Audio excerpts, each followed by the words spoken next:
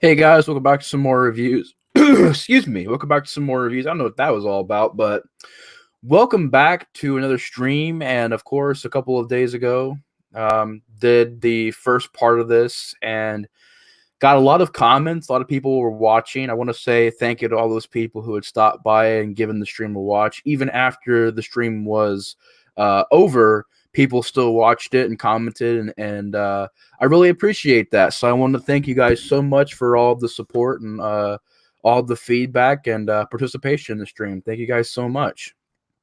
And I want to give the stream a little bit just to get going here, just see if we get some people in here. Got me some pop so I can kind of be more awake than I was in the last stream because I was honestly really tired when I did that, and I was, falling asleep a lot. And so this time I've got some caffeine going, and gonna try and get into this. I gotta figure out where we left off at last time. I think it. Let me look. What did we stop on? Creep Show. I think we stopped off on Creep Show, so I'll be starting out this video, this part with number 31, which we'll be getting to in a second. But before I get into that, I kind of want to talk about some things I've been watching here lately. I've actually watched quite a bit of newer stuff lately, and I want to kind of give you guys my quick thoughts on these films real quick. Of course, the first one I want to get to is the bad one. This is the only bad movie I've seen recently, and that is the Poltergeist remake from 2015, which we'll be getting a rant here soon. I've actually recorded reviews for the Poltergeist movies, just haven't put them up yet, and I'll be getting those up as soon as possible. What's up, Grande? What's up, Blue Rain? Hey, Blue Rain, how you doing, man? Been a while since I've talked to you, man. How you been? Grande, what's up, man? Thanks for joining the stream. But this is the most recent Poltergeist movie that's been made, and I was watching all the other ones in a big marathon, and I'm really a big fan of the first movie. So this one I feel is a very offensive movie because it's down there with Nightmare on Elm Street, the remake. Hey, Devin's here. What's up, Devin? How you doing, man? Welcome to the stream. Thanks for being here, man. Talk about this movie really quick. Just talk about some movies I've seen recently before I get into the list.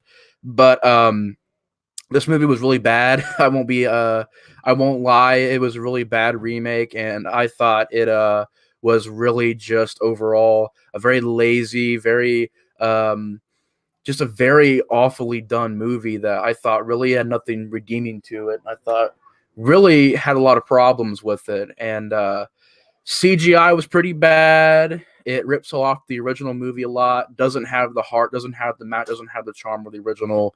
And really, really bad movie. But I will be doing a rant on this pretty soon, so that's coming. The second movie which I watched was a movie that I don't own on DVD yet, but I seen from my friend John Grande's Graveyard, who's in the chat right now. Recommended me to watch a movie called Funny Game, which came out in 1997, and I thought was a really solid horror film that was very dark, very grim, and very disturbing. But I thought was a very original and very new thing, definitely a different take on a horror film. It's definitely a movie that has to be your cup of tea because if you're not into it, you're not going to like it very much. But I thought it was very well done, keeps it old school, keeps the suspense and thrills in there, and keeps you on the edge of your seat pretty much the entire time. And some of the things I really enjoyed about it was the director really knows how to handle the shots very well, knows how to build that tension, knows how to build that suspense up, and really made a very dark, mean-spirited, very gritty horror film. So if you haven't seen Funny Games yet, I recommend it. It's a French film, I believe, and or a Spanish movie. John, Spanish movie. No, it's a French movie, and it's very well done, man. The acting is superb. The suspense and thrills are very well done. I really recommend that. Funny Games from 1997. Now, there is a 2007 remake out there, which I have not seen yet, but from what John told me, it's pretty much the same movie. So if you haven't seen Funny Games from 1997, give it a watch. Other movie I want to talk about that I had seen recently was a pretty bizarre one, pretty weird classic B movie from the 80s. I thought I really enjoyed, and that is Basket Case from, I believe, 1982, and of course brought to you by Something Weird Video. And I actually really did enjoy this. There are some effects that don't really hook that well, and there is some pretty bad acting in there, But I thought overall Basket Case was a very effective, fun kind of B movie from the 80s that I really got into. I love the concept of it. I love the practical effects aspect. Has some stop animation there, which if you like that, if you're a sucker for that, then you should like that. But if you haven't seen Basket Case yet, definitely check it out. It's a very bizarre, very weird, out there kind of a movie, but I thought it had a lot of entertainment value to it. And yeah, Basket Case I thought was a pretty fun B movie from the 80s. Blue Rain says, currently in Korea on my lunch break. Good to see you again. Oh yeah, that's awesome, man. Awesome talking to you again. I'm so glad that everything went well for you, and I want to thank you for serving our country and protecting us and all that good stuff. Thank you so much, man. And definitely, if you get on PlayStation again, man, we can play some. Hell, I mean, maybe I can get some Dead Island. We can play some Dead Island again and chill and have a fun time with that. But thank you, Blue Rain, for your service. I really appreciate that. And thank you, John, for the recommendation for Funny Games. I mean, that was a really good recommendation. Thank you, man. And the movie that I just got done watching literally like 5 minutes ago, I was like, all right, I'm going to watch this and do this video, is a really awesome masterpiece, which I really thought was great. Hey, True Horror Fanatic, what's up, man? Hey, I didn't finish your Creepshow 3 review yet. I'm like halfway through. It's why I didn't comment yet. So if you're wondering why I didn't comment on your video yet, that's why. But welcome to the stream, man. Come talk about part 2 of the top 50 greatest horror movies out there, in my opinion. But just here in the beginning of the stream, I want to let you guys know about some movies I've seen recently. And the last movie that I've seen recently I thought was really great was Misery from, what was it, 92, 91? No, 1990. Misery is a great movie. I thought really, JG Dark, you're here on my stream, man. What's up? Thanks for joining, man. No, you didn't miss. We just started, man. Thanks for joining the stream. JG Dark, really great YouTuber. Really enjoy his commentary. He does a lot of great work with that stuff. I really enjoy his gameplay videos and pretty much everything he does on his channel. His Dark Theories videos. Great channel. Check out JG Dark. He does some great stuff. Some great juicy content. But yeah, I thought Misery overall was a very fantastic movie. I mean, both, James Caan and Kathy Bates do a great job on acting. This is a very heavy movie on suspense and dread and drama and a lot of dialogue stuff in there. But also, I thought Kathy Bates should have gotten an Oscar. I don't know if she got an Oscar for this or not, but if she didn't, she deserves an Oscar because it says Academy Award-winning film. I don't know if she got any Oscars or not, but she deserves it. I mean, and also James Caan too. I mean, he did a great job as well. But I thought Kathy Bates was just such a great job in this movie. 1 minute she's very she won an Oscar Best Actress for this movie. She deserves it. That's a great win right there. I actually really do agree with that nomination. And if she won it, then yeah, I agree with that. But yeah, she did a great job in this movie. I thought she was menacing when she needed to be, but she was also very sweet. And you didn't think right away that she was crazy. You kind of in the beginning, you were like, all right, she's not really that crazy. She's kind of just a sweet, wholesome person taking care of this guy. But no, she ends up being really crazy and has a couple screws loose. And you figure that out. And she really does a great job in this movie. So Misery, I would say, is a masterpiece. I really enjoyed it. Got some comments here. Okay, so she did win a Best Actress. That's good. I really thought she deserved it in this movie. Devin Hurt says, I heard a lot of good things about this movie, but I think I've seen it. Might forget. Seen it. Dude, it's a great movie. Horror Fanatic, same thing. It's a great movie. If you haven't seen it yet, I recommend it. It's a masterpiece for me. So yeah, those are the movies I've seen recently. Poltergeist, I would give like a 3 out of 10. Basket Case gets a 7 out of 10. Misery gets a 9 out of 10. And Funny Games, I would give an 8 out of 10. So those are the movies I've seen recently. Just to kind of give you guys an idea of these movies I have recently watched. Season 2 of Castle Rock. I haven't seen that show yet, but I heard a lot of great things about it. Annie Wilkes is spot on. Yeah, she really is, man. She's fantastic in this movie. I really enjoyed her performance. All right, so are you guys ready to get back into the list? To get back into the top 50 greatest horror movies of all time, in my opinion. These are some movies that I picked from different generations, different decades in horror, different genres in horror, and I kind of made a mishmash of some of my favorite horror movies to watch. And definitely drop some recommendations in the comments, in the live chat, if you guys have seen any horror movies that you really really enjoy, and maybe I haven't seen them yet. Definitely let me know in the chat if you guys have seen anything, if you guys got any recommendations for me. But yeah, let's get back onto it, and gonna get back here on my list so that I know where I was at. We are at number 31. Now, this is a movie from 2000, which I think is really great. I would think the only movie that really matches this one is probably the second movie. And I love the concept behind it. I love Devon Sawa, and I love the rest of the cast as well. I mean, you got Tony Todd, Keira Smith, Ali Larter, and Devon Sawa. I think he was recently in that movie called The Fanatic, which I haven't seen, but I've heard about it. Heard it was a pretty bad movie. But I'm a pretty big fan of Devon Sawa. I mean, he's a pretty underrated actor. I haven't seen Idle Hands yet, but I definitely want to. And that is the 2000 movie Final Destination. Now, this movie came out, of course, was one of those franchises in the 2000s that became very big. Of course, as the series goes on, they get kind of worse and worse. But this is definitely my favorite one. Even though I think the second movie is definitely on the same level as this. I mean, some people even say the second movie is better. But to me, this was the original one. This is the one that did it first. I think it's the most classic one. And I enjoy this cast. I enjoy these characters. I enjoy the feel to it, that totally 2000s MTV feel. American Psycho is great. American Psycho is actually, well, let's just talk about it a little bit later on. But Final Destination is just a movie that I love the idea to. I love how death stalks these people and, knocks them off one by one. I really do love that, and I enjoy the originality to it.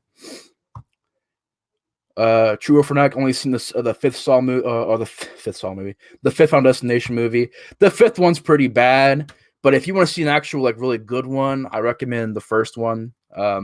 It's really really good, and I think it's just such an original concept. I mean, people getting knocked off one by death. The whole having that vision and seeing the plane blow up, and I think that's just so cool. How the plane's going to explode. He tells people about it.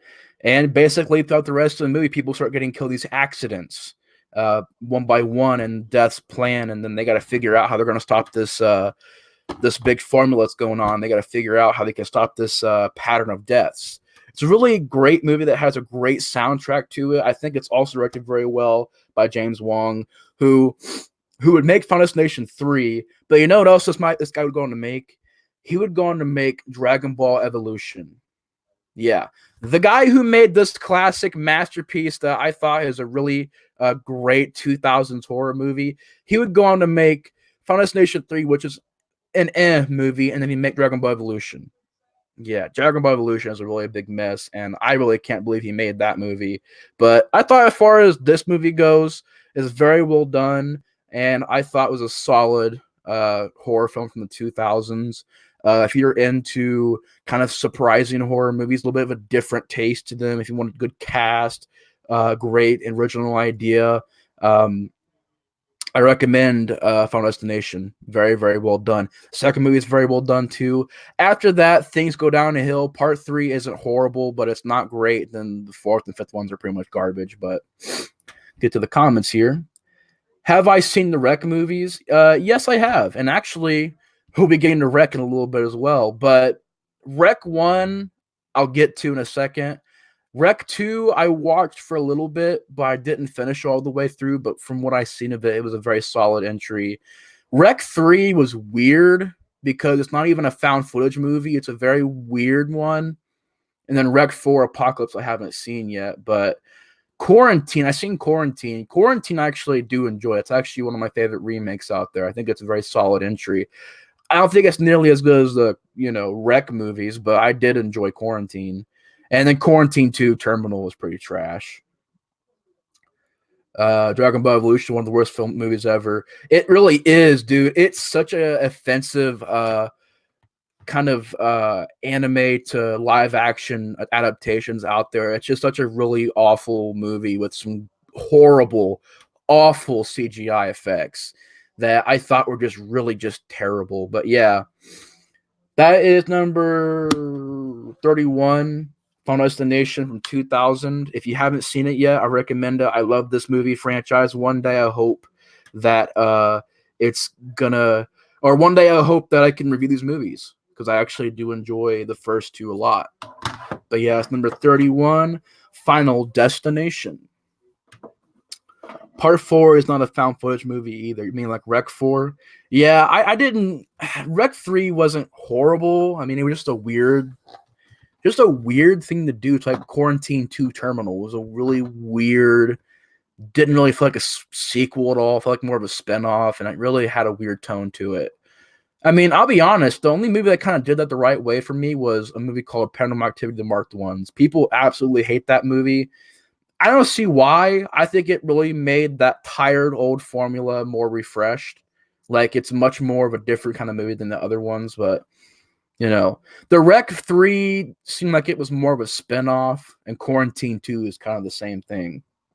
But I did enjoy Rec 1. It's actually coming up here in a second. And I did enjoy Quarantine 1. But the next movie is number 30, and that is a film from 1981 that if you get this version, it's probably your best bet to get and see this movie because this movie was heavily censored by the MPAA. But if you can get this DVD edition or some other edition that has the uncut footage, you're in for a good treat. And that is 1981's classic horror film, classic slasher film that should have gotten the franchise. I don't know why it didn't. Canadian horror at its best, My Bloody Valentine. This is a special edition. If you want the uncut footage, I don't know if they have another version out there yet of this, but this is how you can get the uncut version. And I mean, the uncut version is probably the best version you can watch of this movie. And I love this movie to death. I love everything about it. Look at the killer. I love how it's totally Canadian. I love how there's a love triangle aspect. The characters are kind of wishy-washy as far as acting goes, but you're not really going to a slasher movie for the best acting. But I like, I like the legend of Henry in this movie, or Harry, whatever is I haven't seen it in a long time, but I love the legend of him and how you think it's one movie, but it ends up being another movie, and I like that. And I like how it has some great gore effects in there. I mean, you got people getting their like a pickaxe to the back of the head out to the eyeball, people getting their hearts ripped out, some really brutal effects in there. I really liked the special effects in the movie. They're very well done. The look of the killer I thought was solid. I thought it should have gotten the franchise. I mean, I'm really surprised it didn't. I thought it was directed very competently, and I just think if you want to watch a really fun holiday-based slasher horror film from the 1980s, My Bloody Valentine is definitely one of the best ones, and I fell in love with it instantly, when I seen it. And the 2009 reboot, remake, whatever that was, I think it was a remake, it sucked. I mean, I seen it when it first came out, and it sucked. I'm not a fan of it at all. It had some good gore occasionally without the 3D CGI stuff, but overall, the 2009 one I thought was pretty garbage. True Horror Fanatic says Jack and Jill's a pretty good horror movie. I haven't seen that one yet. I have to check it out. Hey, so this is what Horror Boy looks like. Yeah, you're finally seeing my face behind the channel icon. Disappointing. Pretty good slasher. Do not like the reboot. Yeah, me either. The remake is pretty garbage. Not a fan of it. You have some good nudity in there, some good-looking women. You have some good-looking kills sometimes, but besides that, it looked awful and it had horrible acting. Grande says, love it. Such a great slasher film. Some say the best ever. I don't know if I'd say it's the best ever, but I would say it's definitely one of the best ones ever. And I thought they really nailed pretty much all of what they were going for in it. The Valentine's Day stuff. It's a hell of a lot better than that movie called Valentine. Anybody seen Valentine out there? That 2000s horror movie, slasher movie, Valentine? Yeah, I wasn't really a big fan of that. I remember as a kid, I'd watch Valentine, and the only thing I remember about that movie was the mask. And I was like, what is that mask from? I remember seeing a slasher movie as a kid. What's that mask from? Oh, it's from Valentine, the Cupid mask. The look of the killer, I don't mind in that movie. Everything else is garbage in that movie. But this is a lot. You want to see an actually well done Valentine's Day slasher movie? This is probably the best one. So yeah, and this version I think is kind of rare now. But if you can get this DVD somehow, some way, I think I paid $10 for this DVD. But nowadays it's pretty hard to find. But if you can find this on DVD, this version, you can get some beautiful gore effects in the movie. So yeah, this number 30. 1981's My Bloody Valentine. Classic slasher. Dick Everhart, what's up, man? A man with an unfortunate name. How you doing, man? A fortunate man with an unfortunate name. How you doing? Welcome to the stream. If anyone's confused, the person with the phone icon is not me. It's my girlfriend, Isabel. Yeah, that's, if anybody was knowing, that's what that is. A neo slasher at the worst equals Valentine. Oh, dude, Valentine. Yeah, JG, Valentine was bad. It was bad. I remember I was actually really excited to see it too. I was like, yeah, man, let's another Valentine's Day slasher. Let's get into it. I love Scream. I loved I liked Urban Legend. I know it did less than. Let's get into it. And I was like, man, this is garbage, man. It was bad. But yeah, that's not a very good one. But I would say My Bloody Valentine is way better than that. Now we get to number 29, which is a 1968 classic, which was the birth of zombie movies, which you guys may know where I'm going with this. I'm just going to get straight forward into it. George A. Romero's classic masterpiece, Night of the Living Dead. Now, this movie, I remember when I first seen it when I was like in middle school, and I remember back then I was like, yeah, it's kind of boring.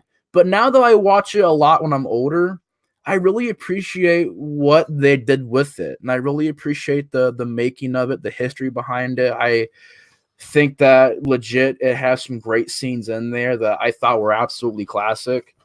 And I mean, Night of the Living Dead is one of those movies that the making of it was pretty interesting as well. I mean, as you guys know, it's pretty much a public domain movie. I mean, anybody can, like, if you want to do a commentary on this movie, you can have the audio playing. You're not going to get copyrighted because they forgot to put a copyright on there. They forgot to trademark it. So basically, anybody can own and make money off of Night of the Living Dead. So that's a very interesting thing to think about. But Scooby gets some Pepsi. Night of the Living Dead, I mean, what more can I say about that? Not 1,000 other critics have said about it. I mean, what more can a little old guy from YouTube like myself say about this classic masterpiece? I mean, it birthed flesh-eating zombies. I really enjoyed certain members of the cast: Dwayne Jones, Meryl Eastman, Carl Hardman, Judith Ridley, Keith Wayne. I mean, you got a great cast in there. I think they all do competently. Not Oscar-worthy, but they do competently.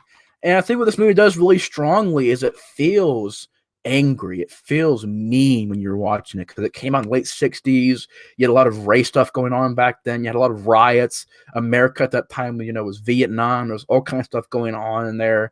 And it really captured that anger of the time and that period very, very effectively. And I thought when you watch the movie, you can tell it's like made in a time period where people are just, fed with each other, angry, and it was caught in this movie perfectly. And you had a thing in this movie that never been seen before. I mean, you had a black lead, Dwayne Jones, shooting people, hitting people, and taking charge of the situation. He's pretty much your lead. And that was not done back then. That was a very, very taboo thing back then, was to see that. It's kind of like Psycho. You never really seen toilet shots and people in the same bed and stuff. You never seen that stuff back then. Well, in 1968, you didn't see a lot of people, in the leads that were black like that. And I thought it really revolutionized that. I can really appreciate that. Even though I like the sequels more than this one, I think this is still a classic horror movie that I think deserves every bit of the respect that it gets. And what else can I say about it? It's a very good movie. Love it to death. The original Night of the Living Dead is great. The remake by Savini, I thought, was also very well done. I love the remake as well. I would say I love the remake just about as much as I love this one. And in some ways, I like it more. I like the cast a little bit more in that one. I like the effects in that a little bit more. The zombies a little bit more. but they both do good things very well and effectively. But yeah, the original Living Dead from 1968, absolute masterpiece. Really enjoyed it, and it is number 29 on the 50 greatest horror movies of all time. Night of Living Dead, classic. Let's get back to the comments real quick. Night of Living Dead it invented genre. Yeah, I think it really was a game changer, man. I mean, there was no horror movies before that were really doing that gore stuff like that, and were really doing that kind of style that it was doing. It was a very revolutionary film. JG says, if I remember correctly, Lucio Fulci Zombie was an unofficial sequel to Night of the Living Dead. Yeah, it was. It was actually that's on. I don't want to spoil it, but let's just say you guys keep bringing these movies up. I'm like, I don't want to talk about them right now because we're getting ready to come up. But if you're really, really patient with me, those movies are coming up right next, and I'll be talking about that. But I will touch on this real quick. Overseas, okay, Dawn of the Dead overseas in Europe was called Zombie, Zombi, and it made a lot of money over there. And so Lucio Fulci kind of made the unofficial sequel to it called Zombie 2. And over there, there's Zombie 3, Zombie 4, which is After Death, and then Zombie 5, which is Killing Birds. And if you want to hear something about those movies real quick, Zombie 5 came out before Zombie 4. Because Zombie 5 was like 87. I think Zombie 4 was like 89 or something like that, maybe even 90. So that's very interesting to think about how, how that ended up happening. There was one movie, then, they made more movies, and then actually one of the movies ended up being older than the sequel. So it's, very interesting to think about that. Yeah, dude, I recommend it to you, Horror for Night. Night of the Living Dead is a classic, man. Absolute classic. Classic horror. Yeah, the sequel to Dawn. Yeah, it was supposedly the unofficial sequel to Dawn. So yeah, that was number 29, Night of the Living Dead, to get through 28, which I feel is one of the best modern day horror films out there, along with It Follows, which was on this list as well. I feel it was very, very well made. And that is 2015's The Witch. Now, The Witch is very interesting because when it came out, got very mixed opinions, and people either loved it or they hated it. And I remember when this came out, it's causing a bunch of hoopla. People were like, well, it's overrated. Some people say it's underrated. Some people say it deserves Oscars and stuff. And I mean, it won Sundance, so that's pretty good. But yeah, I went to the theaters and seen this, and I was blown away. I think it's a beautiful horror movie that really captures the era very, very well. And I definitely want to see The Lighthouse a lot because I haven't seen Lighthouse yet, only because I just haven't really been to the theaters recently. But I have heard that it actually improves upon some things in this movie. Now, do I have problems with it? Yeah, the very ending of the movie I thought was like anticlimactic and lame and stupid. And it does get a little slow sometimes. It gets a little slow, gets a little slow paced. Oh crap. Resurrection Review. Steve is here. What's up, Steve? How you doing, man? Welcome to the 50 greatest horror movies list. Thanks so much for joining. I agree with you, Horror, which was awesome. I actually really enjoyed it. I mean, this director really captured Robert Eggers, who has become kind of the newer rising filmmaker in Hollywood. He really knew how to handle that dark atmosphere, that time period, the way they speak, the way everything looks. I loved it. I really did. People say, "Oh, it's boring, nothing happens." I'm like, it's about the suspense and the buildup and the metaphor, symbolism that's in the movie. It's all about that hidden stuff that really makes it a solid watch. And for me, there are a few points that I thought was a little slow, that I thought was a little, maybe even, dare I say, boring. But I thought just overall, it's a beautiful movie to look at. It's very well shot, very well acted, has a general sense of just grimness to it, and just utterly just utterly unsettling, a very uncomfortable movie. And I thought overall I really enjoyed that part of the movie, and I love the music to it as well. It has great music to it, and it's very effective at using symbolism. You know, this right here being Satan, or people dealing with, you know, their family going crazy. And I thought psychologically the movie was very well handled. So yeah, overall I love The Witch. I think it's a great modern day classic to me. I really do enjoy it. I think it's a very well done movie. I would say I like it better than the Babadook. I really do think it's better than Babadook. And I haven't seen Hereditary yet or some Midsummer, but those are some other modern day classics. I do that because I've seen a lot of, oh, they're modern day classics. I watched the Babadook. I'm like, it's okay. I mean, I like the Babadook, but it's not a masterpiece to me. But I liked it. I mean, it wasn't mesmerizing or anything like that, but I liked it. It's like The Conjuring. Oh, it's a masterpiece. Well, I liked it. I like Insidious a lot better, but you know, it's all about personal taste. Let me know your guys' thoughts on The Witch in the chat, if you guys like it or not. True Horror Fanatic, I know you like it, so that's really cool to know. I think John likes this movie as well, but yeah, man, I love The Witch. Great movie. Number 28. Oh, that's good, man. Yeah, part one we talked about what? Return of the Living Dead was in there. 28 Days Later, Friday the 13th, It Follows, Saw. There's definitely a lot of great titles in the first part of this list. So, yeah, man, it was really fun to do. Had a lot of fun doing it. It was a blast. And I had a lot of people watching. Just like tonight's stream, I have a lot of people here. And I want to thank you guys so much for being a part of it. But yeah, that was number 28. Number 27 is the film from 1975. Get the date here.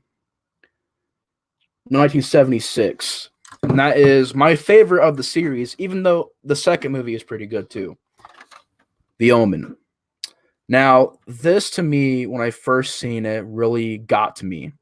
I don't know what is about this movie and The Exorcist and Exorcist 3 and Poltergeist, but when you're watching these movies, there's something beyond the movie, if I may say that. There's something beyond just watching the movie.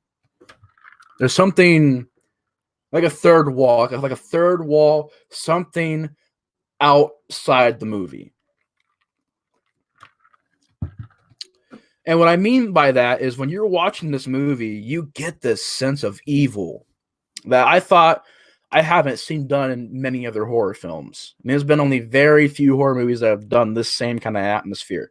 And I also enjoy the cast. I enjoy a lot of the aspects of the story. I enjoy the dark, grim nature of the film. And I thought just overall, it's directed very well, has a great soundtrack to it, that, you know, that great dark chorus, the beginning, you know, the rumbling and the trying to get it to say the choir, the dark choir, the theme song. I love the way the movie opens. It's great. It's creepy, and you had this vibe of the entire movie of just unrelenting horror, and it really seems evil. And the making of this movie was very, very interesting because this movie, I believe, was cursed because people were getting.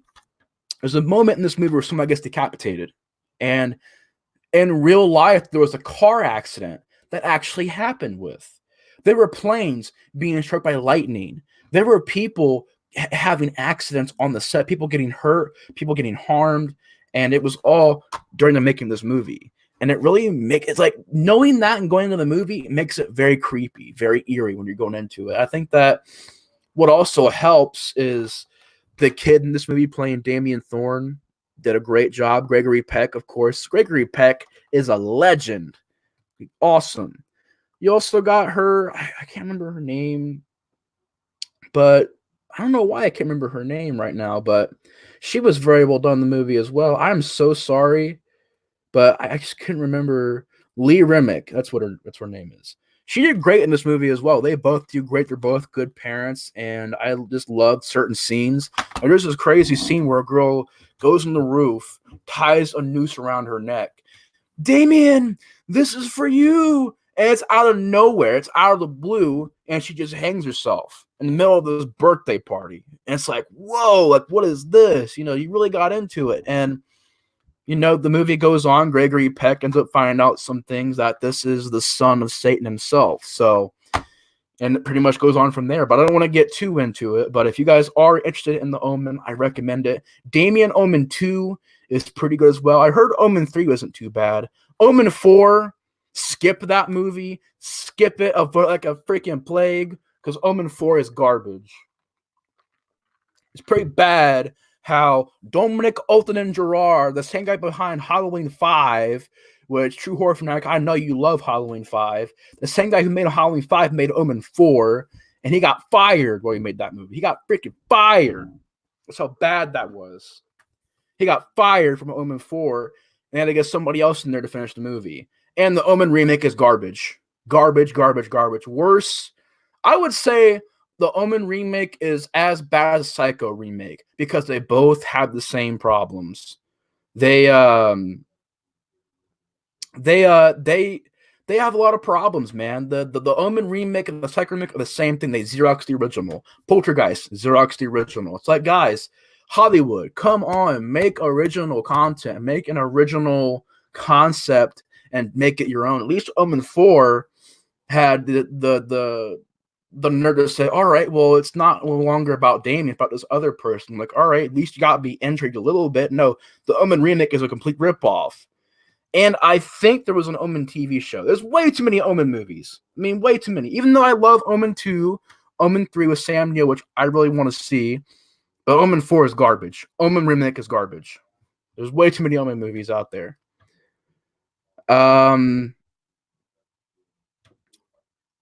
Oh, thanks, JG. Yeah, man, if you want to, go right ahead. That's why I did this, man, is to really get my list out there. Hopefully you guys agree with it, man. If you want to make your own list, totally go for it. It goes for anybody out there. If you want to make your own list and make your own 50 greatest horror movies list, definitely do it. Feel free to, man. That's why I'm doing this, just so we can have some fun, talk about some of the greatest horror movies out there. If you want to make your own list, that's totally fine, man.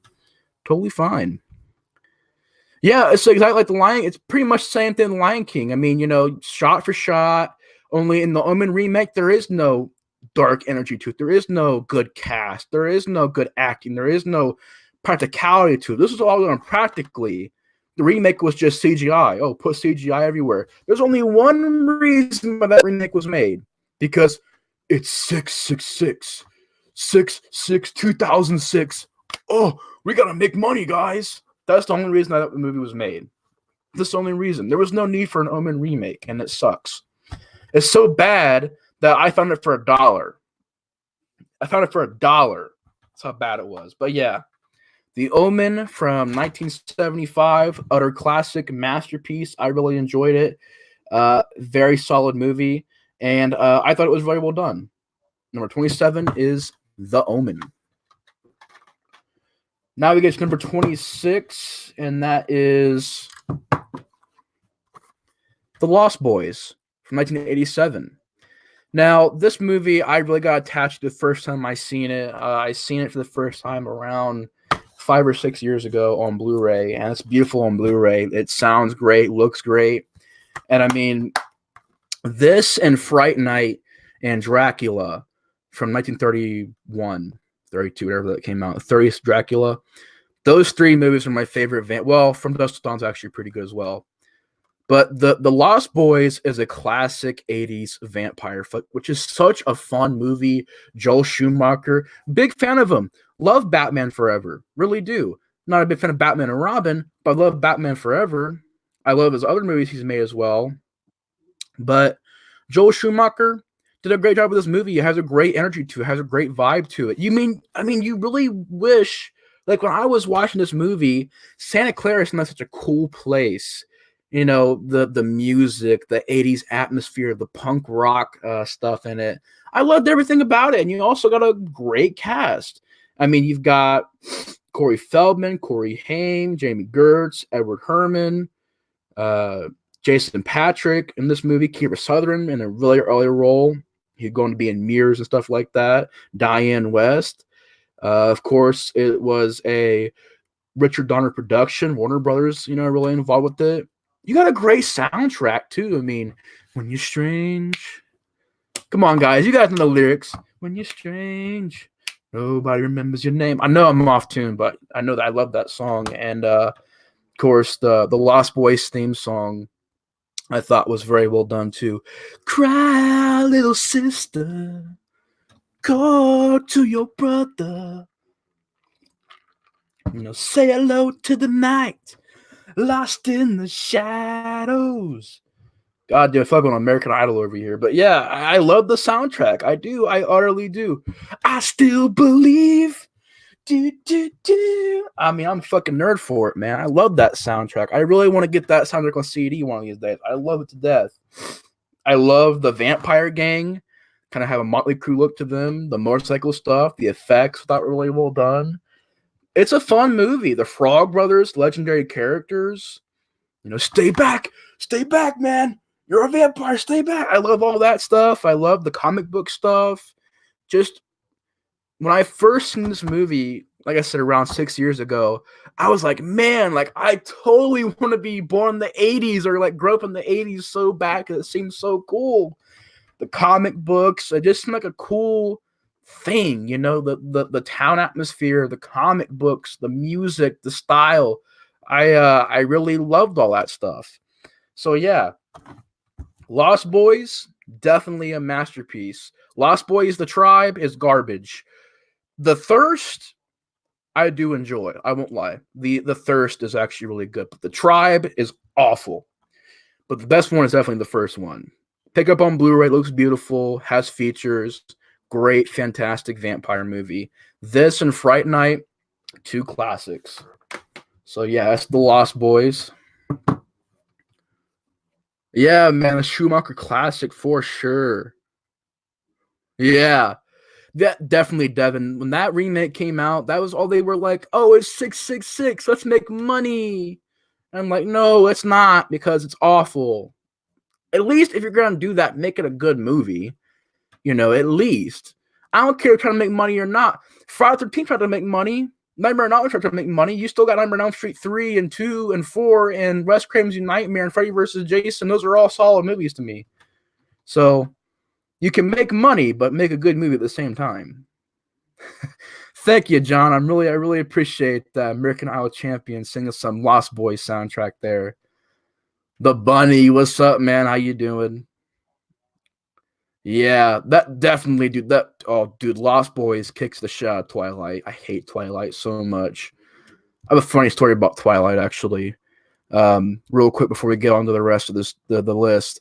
I remember back when Twilight New Moon came out, and I had just gotten, this is a quick story, so if you guys get annoyed, sorry, but it's a quick story. I went to the theater, and they had Avatar and Twilight. And I thought, being a brand new horror fan, I was like, hey, Twilight has vampires and werewolves in it. I want to go see Twilight. And everybody else is like, well, it's not what you think. Why do you want to go see Twilight? Because it's got werewolves and vampires in it. I mean, they're probably fighting each other, got, blood and gore in it. Let's go watch it. And like, we're going to go see Avatar. I'm like, no, I'm going to go see, they went to go see Avatar. I went to go see New Moon by myself. And, yeah, it was not what I expected. I sat in the theater. I was like, what is this? Why is he sparkling? What's going on here? Everybody, all these girls are here in the freaking theater with me. I'm the only guy here. What the fuck? I was like sitting there and then, yeah, quickly learned that it was not a horror movie. So yeah, quick little funny story about Twilight for you guys. But that was number 26. Number 25 is a movie that was brought up earlier, and that is American Psycho from 2000, which criminally I do not have a Blu-ray of, which I am ashamed, and I'm very sorry, but I cannot find a Blu-ray of it anywhere around here. But American Psycho from 2000 is one of my favorite horror films from the 2000s, and I really thought was a solid example of how you take a horror novel and really I thought really invented itself into a new kind of film. I mean, the novel is very close to it as well, but the movie, Christian Bale is amazing in it.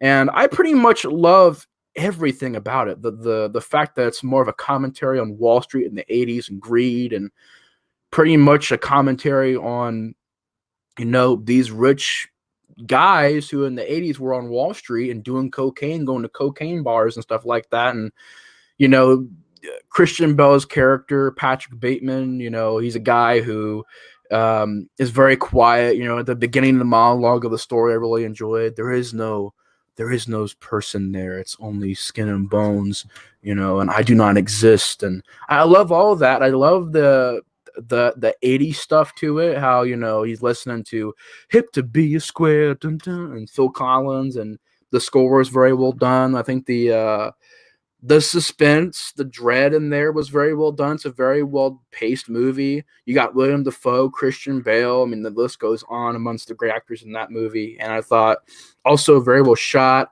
And it's crazy. You know, a movie is good when it makes a scene about business cards good. You look at the subtle off coloring to it. Oh my God, it even has a watermark. You know, I love that. I have to return some tapes.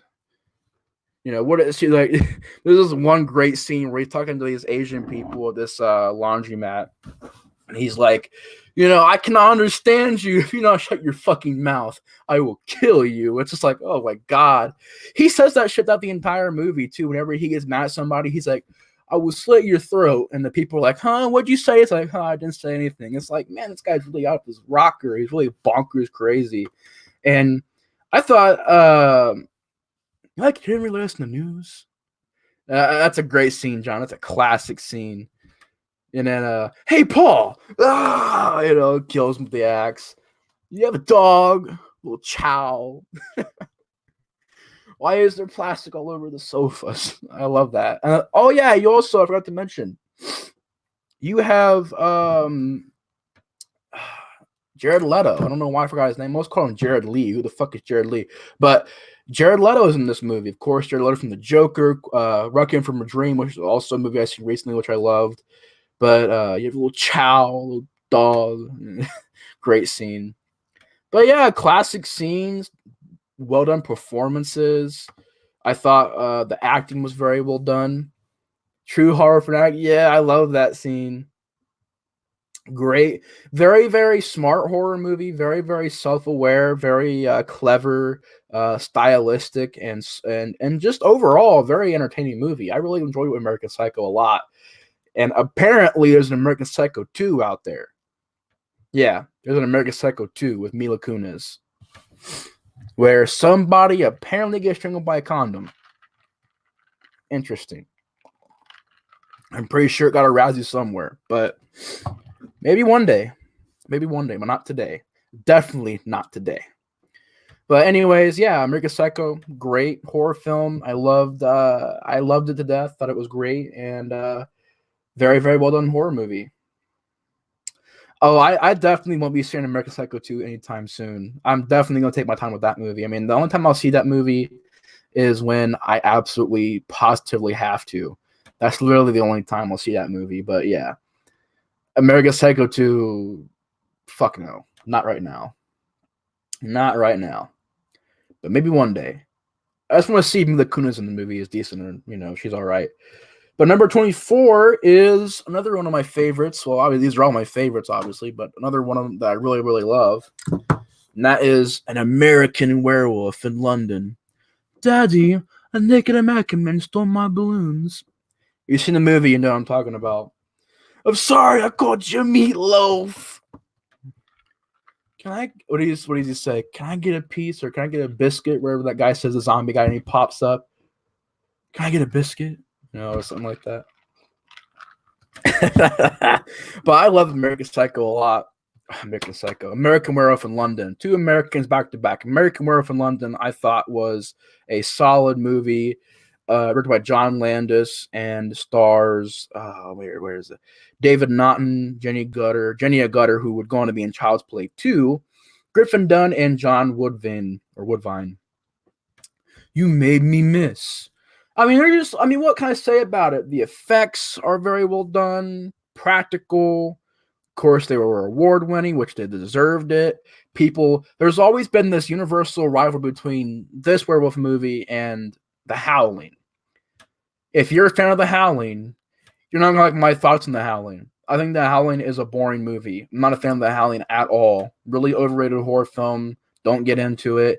If you can explain why you love in the comments, feel free to. Just me personally, The Howling ain't got nothing on American Werewolf in London. If out of, because there's always been that rivalry. It's either been this or The Howling.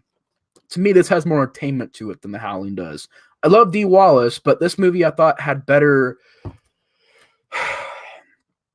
to me, a better looking design of the werewolf. People hate the way that it looks. I love the way that it looks. I love the comedy to it. I love the score. Once again, the solid music score. You got some CCR and you got some Blue Moon. Now we're all alone. I love that song. That bonkers song that plays at the end of the movie. Boom,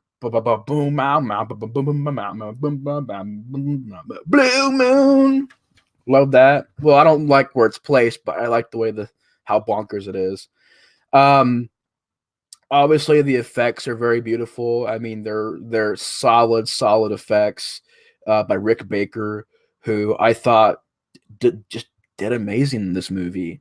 I like how it's a very slow, and you feel bad for this lead guy. You feel really bad for him, and the relationship between him and Jania Gutter, I thought was very well done. And I love the comedy to it, man. I love the certain scenes, the porno theater scene, the scene where they're walking up to the bar and, excuse me, but what's that sign on the wall mean? And he's like, you made me miss. I've never missed that boat in my life. I love that scene. That's a great scene. I love how they're saying, like, stay on the trail. Oops. It's just a bonkers movie. There's literally a scene in this movie where the lead guy has a nightmare of these Nazi creatures killing his family. It comes out of nowhere.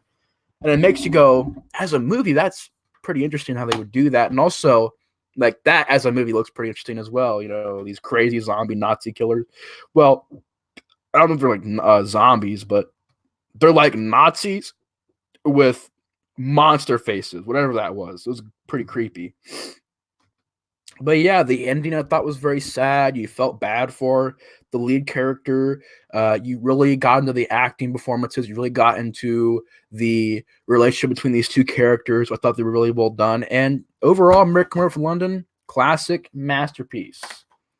So yeah, that's that. New York City, called The Slaughtered Lamb. Oh, really? They have replica of that in New York? That's fucking amazing, man.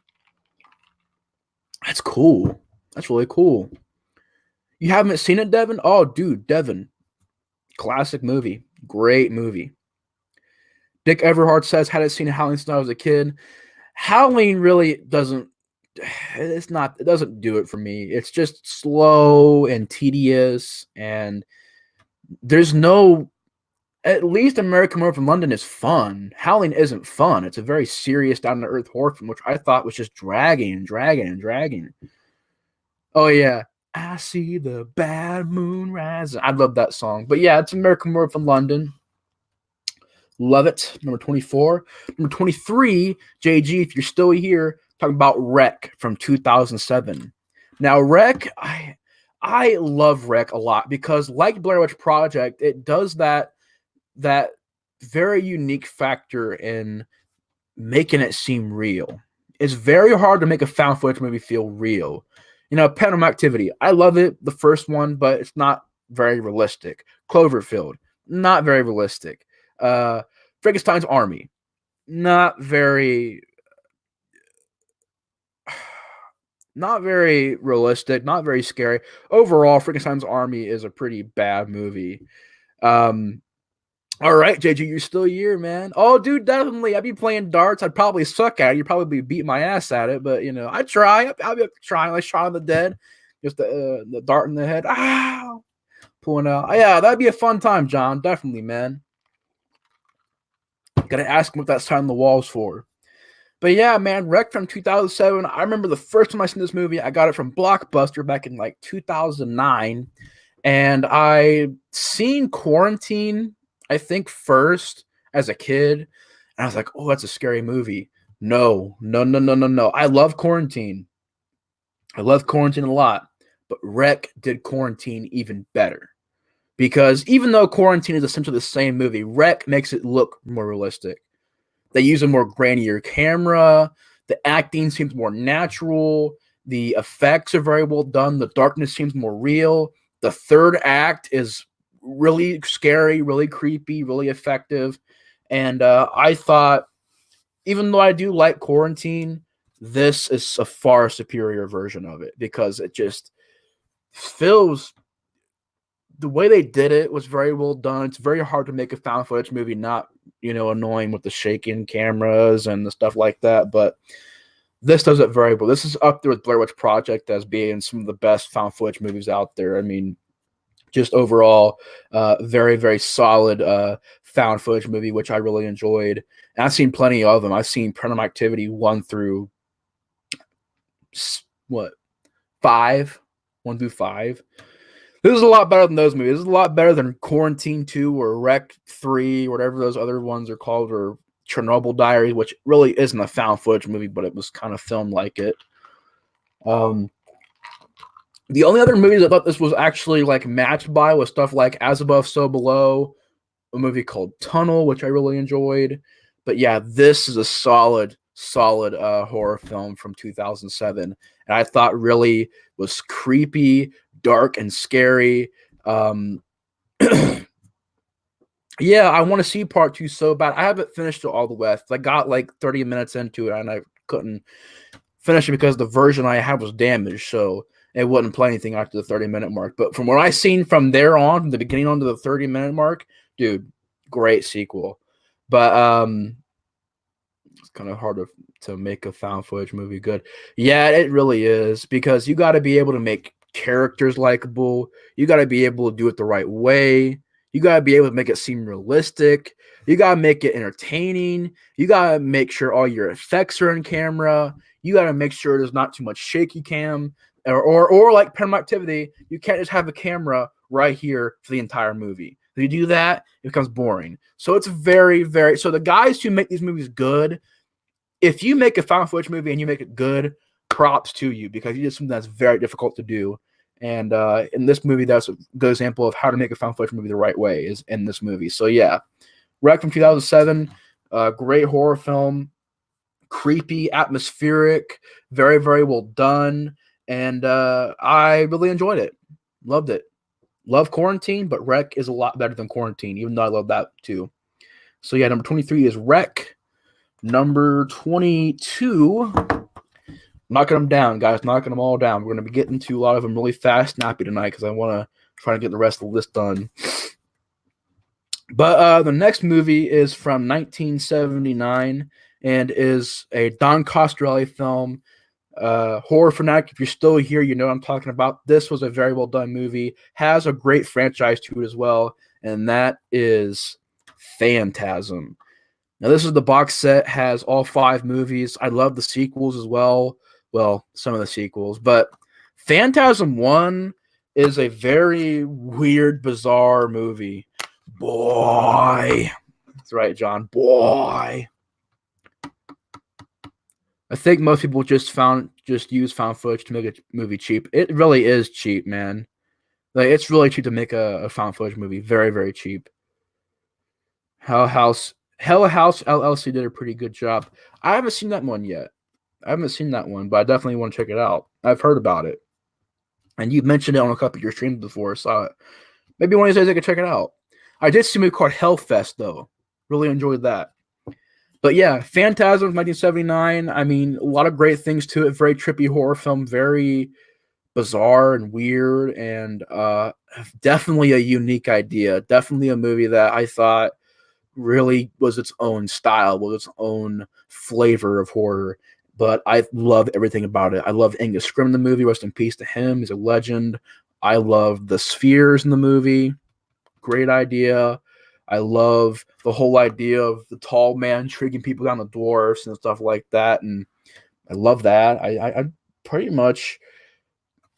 I would say the only issue with this movie that I had was maybe the ending, because you think people get killed and you think people are gone, but doesn't end up being the truth. And that's a common problem in all these movies, the Phantasm movies, is the very end of the movies. But in this movie, I thought the ending was pretty weak, but I did think overall the rest of the movie was pretty well done. And Phantasm 1, you got, great cast in there. Bill Thornberry, what's his name?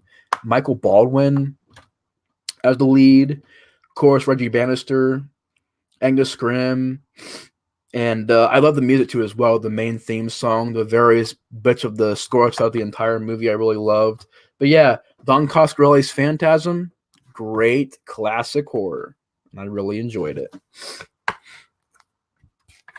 Devin says you only seen the first Phantasm.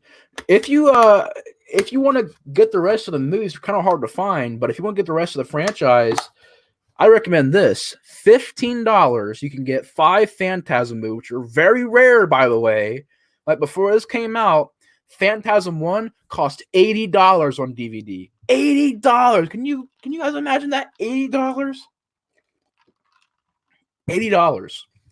Phantasm 2 cost $10. 3 cost like, I think more than the first movie. I think 3 cost like $200. And then 4 was like $50. But somehow, some way, I got it for like $2. And then 5, is why they made this. They made this because Part 5 came out.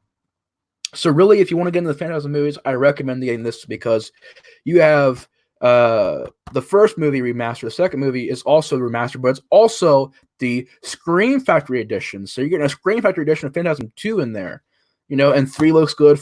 They're pretty much all remastered. So this is a good deal, man. If you want to get a good deal on Phantasm, $15, 5 movies. You're avoiding over $300 if you're wanting to pay for the whole franchise separately on DVD. Trust me, I tried doing it. It didn't go so well. And I only made it to I bought Phantasm 2 and Phantasm 4. 3 and 1 were combined like $300. So if you want to save some money, $15 gets you 5 movies. Beautiful set. Really love it. Phantasm is the number 22 on this list. So number 22 is Phantasm. Boy, love Phantasm. Yeah, man, it is crazy. That's like the only franchise I've ever heard that happen to. Like, think about it. I mean, maybe Stepfather 3 or Night of the Demons 3 or Demons 3. A lot of 3s are very rare out there. Or is there a Demons 3? I think there's Demons 3, but like Night of the Demons 3, Demons 3, Stepfather 3, Sleepaway Camp 3. Once again, was pretty rare to find on DVD. Just certain movies don't get a lot of copies. And also, Creepshow 3. Creepshow 3, $30 at the store. Hell no. Never pay. I would never pay $30 for Creepshow 3. I wouldn't even pay $1 for that movie. The only way I would get that movie is if it was for free on the shelf. Like, literally, if it was on the shelf and it said free on the tag, I would buy it. Then I'm like, all right, free, thank you. But no. $1? Hell no. You ain't getting no $1 from me, movie. The movie sucked. Anyways, number 21 is a movie that I used to have on DVD, but for some freaking reason I sold it. I don't know why. And that is Inside from 2007. Now, Inside, I thought it's a European horror film, and it's a very brutal movie. If you're a gore hound, Inside has you covered. Inside has a lot of gore. You have a great storyline of this girl who gets into an accident. Her husband dies and she's pregnant. And basically what happens is this chick stalks her. And you have some great things in there. I mean, it's not all blood and gore. There's suspense in there and thrills as well, with a great soundtrack and a great visual aspect to it as well. Kind of reminded me of an Argento movie with a really gory twist to it. And I love how at the beginning of the movie, she's not just being attacked right away. She's being stalked really slowly. You're seeing the killer fade in and out of the darkness at times. You have a great score to it. The music builds. And pretty much what it becomes is a cat and mouse movie of this pregnant chick having, her baby. She's pregnant. She's about to have her baby. And she's trying to survive this chick trying to kill her. And these people come to the house and fucking get murdered brutally every time they come into her house. And you got people getting stabbed in the eyes and stabbed in the balls, and people getting needles in their necks, and it gets pulled out like a shower of blood on the wall, which I think was an Otto Argento. That whole blood on the wall thing. Um, it's suspenseful. It's very tight knit. It's very energetic. It's very dreadful. While you're watching it, you're stressed out and you're on the edge of your seat. You're biting your nails. You're into it, and I love that about the movie. It's gory, suspenseful, on the edge of your seat, true horror that I thought has everything covered: gore, music, suspense, filming, acting, uh, tension. There is one major problem with the movie, though. And I won't spoil the end of the movie because people haven't probably seen it out there. Not everybody's probably seen Inside. But the very end of the movie, I was very disappointed with because they build something up, they build it, build it, build it, and then it ends, and you're just not getting that payoff. And it's like, really? Really?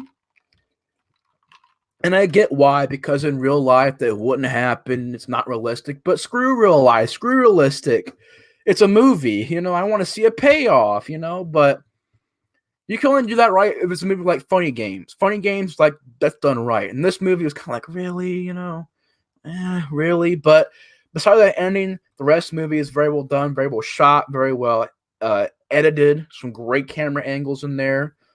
Visually, gore-wise, and music-wise, and writing-wise. I mean, everything is known in the movie. Very, very solid French horror movie that I thought was an A+ horror movie. So that is number 21, Inside.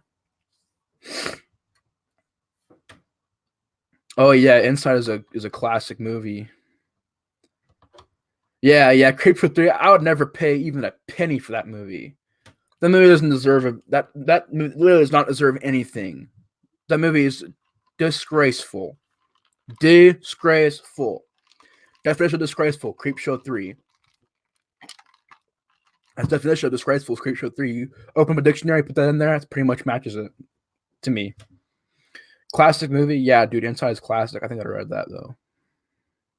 Oh, yeah, dude. It's gory. It's shot very well done. It's amazing. And when I say it's gory, dude, it's gory. It's like crazy gory. But yeah, Inside, 2007, classic modern day horror film. Number 20 is something that John is going to love because number 20 is It's Only a Movie. It's only a movie. It's only a movie. It's only The Last House on the Left. From 1972, this is Wes Craven's debut horror film. Shot it pretty much in Sean S. Cunningham's backyard. Also shot it in the forest and pretty much wherever they could film at. And I love this movie a lot. Yeah, it has a big problem with it. The problem is there's two big problems. Sometimes the music will go from hokey and jokey and this really awful slapstick score to a serious score. And I'm like, people say, well, it's because you hear it during disturbance. Like, doesn't work for me. I don't want to see this where this horrible scene is happening and you're hearing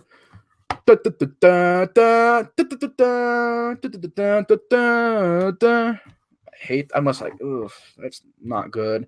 And the bumbling cops. Besides that, everything else in the movie is nailed. David Hess. I want to get the name of this cast actually because they're all done well. Where is it? David Hess. Oh man, I want to get the name of the weasel guy. Oh, I forgot his name, but David Hess is amazing. I thought the lead two girls were amazing.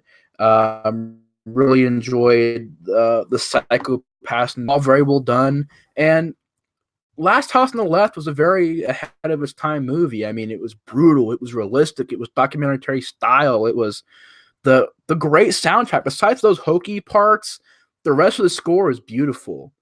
And the road leads to nowhere, and the castle stays the same. Love it, man. Love it. I love that, and now you're all alone. That's a great piece of music. Fred Lincoln, Jeremy Ray, Mark Scheffler. Thank you, John, for that. Yeah, definitely great cast members there. All done very well in the movie. I think it looks very gritty. It seems gritty. It has this good grindhouse feel to it. So if you like grindhouse movies, Grindhouse right here, definitely for you. And for how low budget it was, they utilized their budget very well because everything was organic, everything was realistic, everything was practical, everything was on location, on spot, and I thought was altogether just very, very well published. And am I still live? Hold on, the video just glitched. I want to make sure I'm live because uh uh they glitched out. Hold on, guys. God damn it! I hate it when this happens. They glitched out. All right, I'm here, still here, but the music is great. The acting, performances. David Hess is amazing in this movie. I think David Hess is going to be in another movie called The House by the Edge of the Park, which I want to see. And Last House on the Left was just a very hard-hitting gut punch of a horror movie. It's 10/10 right now, and a movie got 10 out of 10. Oh yeah, dude, Last House on the Left is great. I love that movie a lot, man. I love the acting, even though it's not Oscar worthy.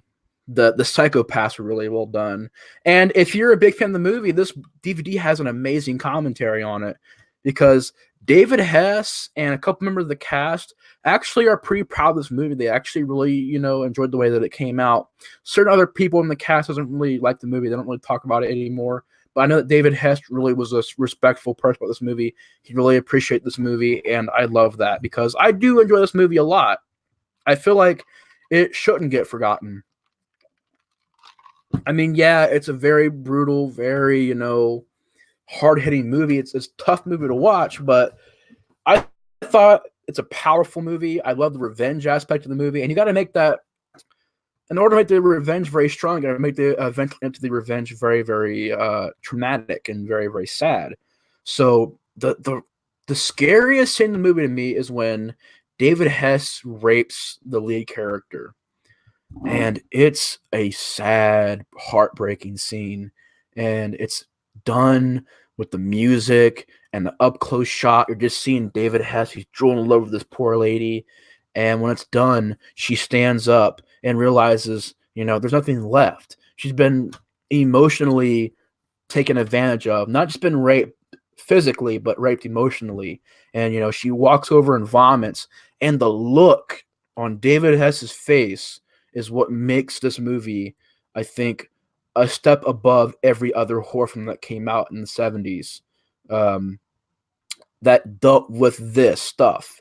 Like, even I Spit on Your Grave, I feel has nothing on this movie because you just, at that point, you made them humans. And they are thinking about this awful dude they just did, and they're just looking around in disgust. And, that scene is just grim and creepy and unsettling. I thought was disturbing as hell. And she walks out into the lake, and he grabs the gun and shoots her. The music that's playing, and now you're all alone. And that's a sad, sad scene. And even when the family does get the revenge, you got some people biting dicks off and slitting people's throats, chainsaw action. Even though they get the revenge, the end of the movie suggests, like, yeah, the bad guys are dead, but, what are we left with? What are we left with? Nothing. Their daughter is dead. She got horribly attacked, and her friend as well. And what is left? It's very, very haunting. Very, very. So that's what I mean. Even though the movie can get very hokey, very slapstick at times, when it wants to get serious and wants to get gritty and down to earth, it can, and it's very powerful for that. So yeah, I had to put Last House on the Left on this list. I just had to at number 20. And yeah, really, really love this movie. Solid horror film. Very much a true horrifying experience. Last House on the Left. And if you're wondering, yeah, I do enjoy the remake as well. The remake is actually a very competently done movie. I wouldn't say it's nearly as good as that one, but I still thought the remake was actually pretty well done. As at least the remake was a little different with things and it did its own unique stuff. The remake I do quite enjoy as well. Number 19, we are getting to Italian horror now because we are getting to the unofficial sequel to Dawn of the Dead, and that is Zombie from 1979 or 1980, whatever you want to say. Zombie 2, Zombie Flesh Eater, Zombie. Um, there's like a million titles for it. But yeah, like I said, overseas it was Zombie 2, but over here in America it's just known as Zombie. And to me, even though I love The Beyond and I like City of the Living Dead, okay, this is my favorite Fulci movie. It is iconic. It is great grindhouse, gory, fun zombie action um, that I thought really was entertaining, had you hook, line, and sinker from the very beginning to the very end. And the gore I thought was amazing. You have a scene where a girl gets her eye slowly pushed into a splinter, and you see it go in, it goes in, and it breaks off, and it's in her eye. I'm just like, oh my God, beautiful effect. People getting, when they get bit, chunks and blood squirts and fountains, and it's just great. And of course, this zombie is badass, where he rises out of the ground, and the girl's just sitting there going, just like, run, bitch, run. And she's like, and then the zombie like towers over her, takes a chunk right out of her neck. I love that. The zombies in this movie look like real dead corpses. That's the thing about zombie movies that most times like, oh yeah, real dead body doesn't look like that. No. In this movie, they look like real dead rotting corpses. You got worms and dirt all over them. They look authentic. They look real. Fulci does a great job of shooting the movie. Has a lot of great shots in there. I love the music to the movie. Looks beautiful on Blu-ray, and I thought also had iconic scenes. You know, the scene where it's a zombie versus a shark. It's a real shark fighting a real guy in the water. And the way that it's done, I gotta say this. Fulci, you are a mastermind. Even though I didn't hear the best things about Fulci personally, I do think as a filmmaker deserves a round of applause for that scene alone, because the way it's done is all done practically, not no CGI, not no real shark, real guy. Shark even takes the guy's arm and bites it off and takes it away. Great scene, love that scene. Probably that and the cemetery scene are my favorite parts of the movie.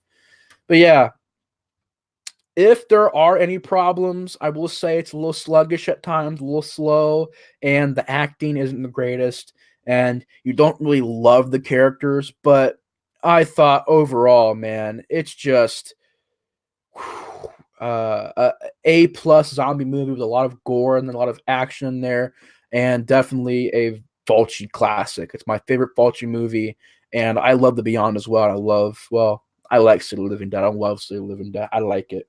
But this is iconic. So yeah, Zombie from 1979, 1980, whatever you would say it came out. Zombie is number 19 on the list. Lucio Fulci's Zombie.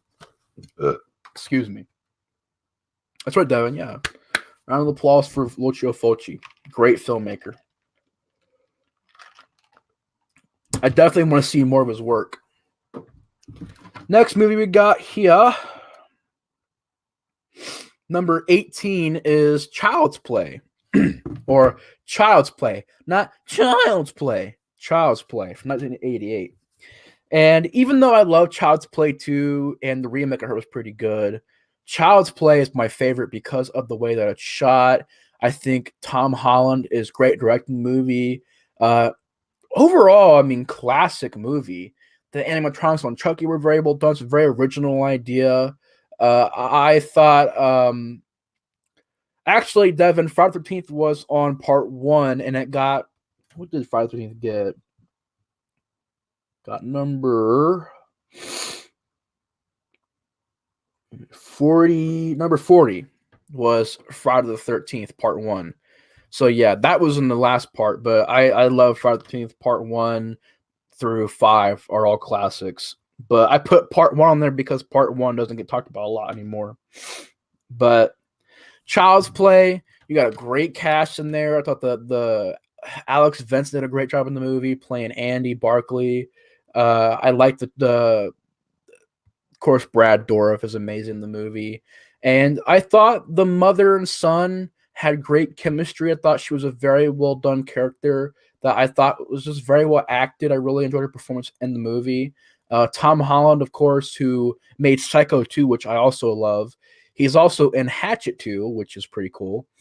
Directed the movie very, very well, and it looks good. It's shot very well, has a good New York vibe to it, which really, if you think about it, no other Child's Play movie did that. The whole New York City atmosphere, the sleazy, gritty streets of New York. I really like that look for it.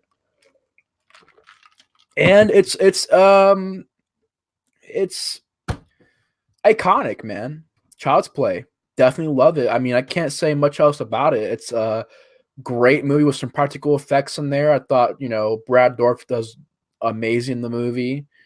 Certain scenes I really love. The ending is very awesome where Chucky is burned and charred and he gets his head blown off, stuff like that. I love all that stuff. I love the way the voodoo knife looks, a very iconic looking knife, and just overall, really enjoyed Child's Play 1. It's my favorite one. It's a classic. I like I like Child's Play.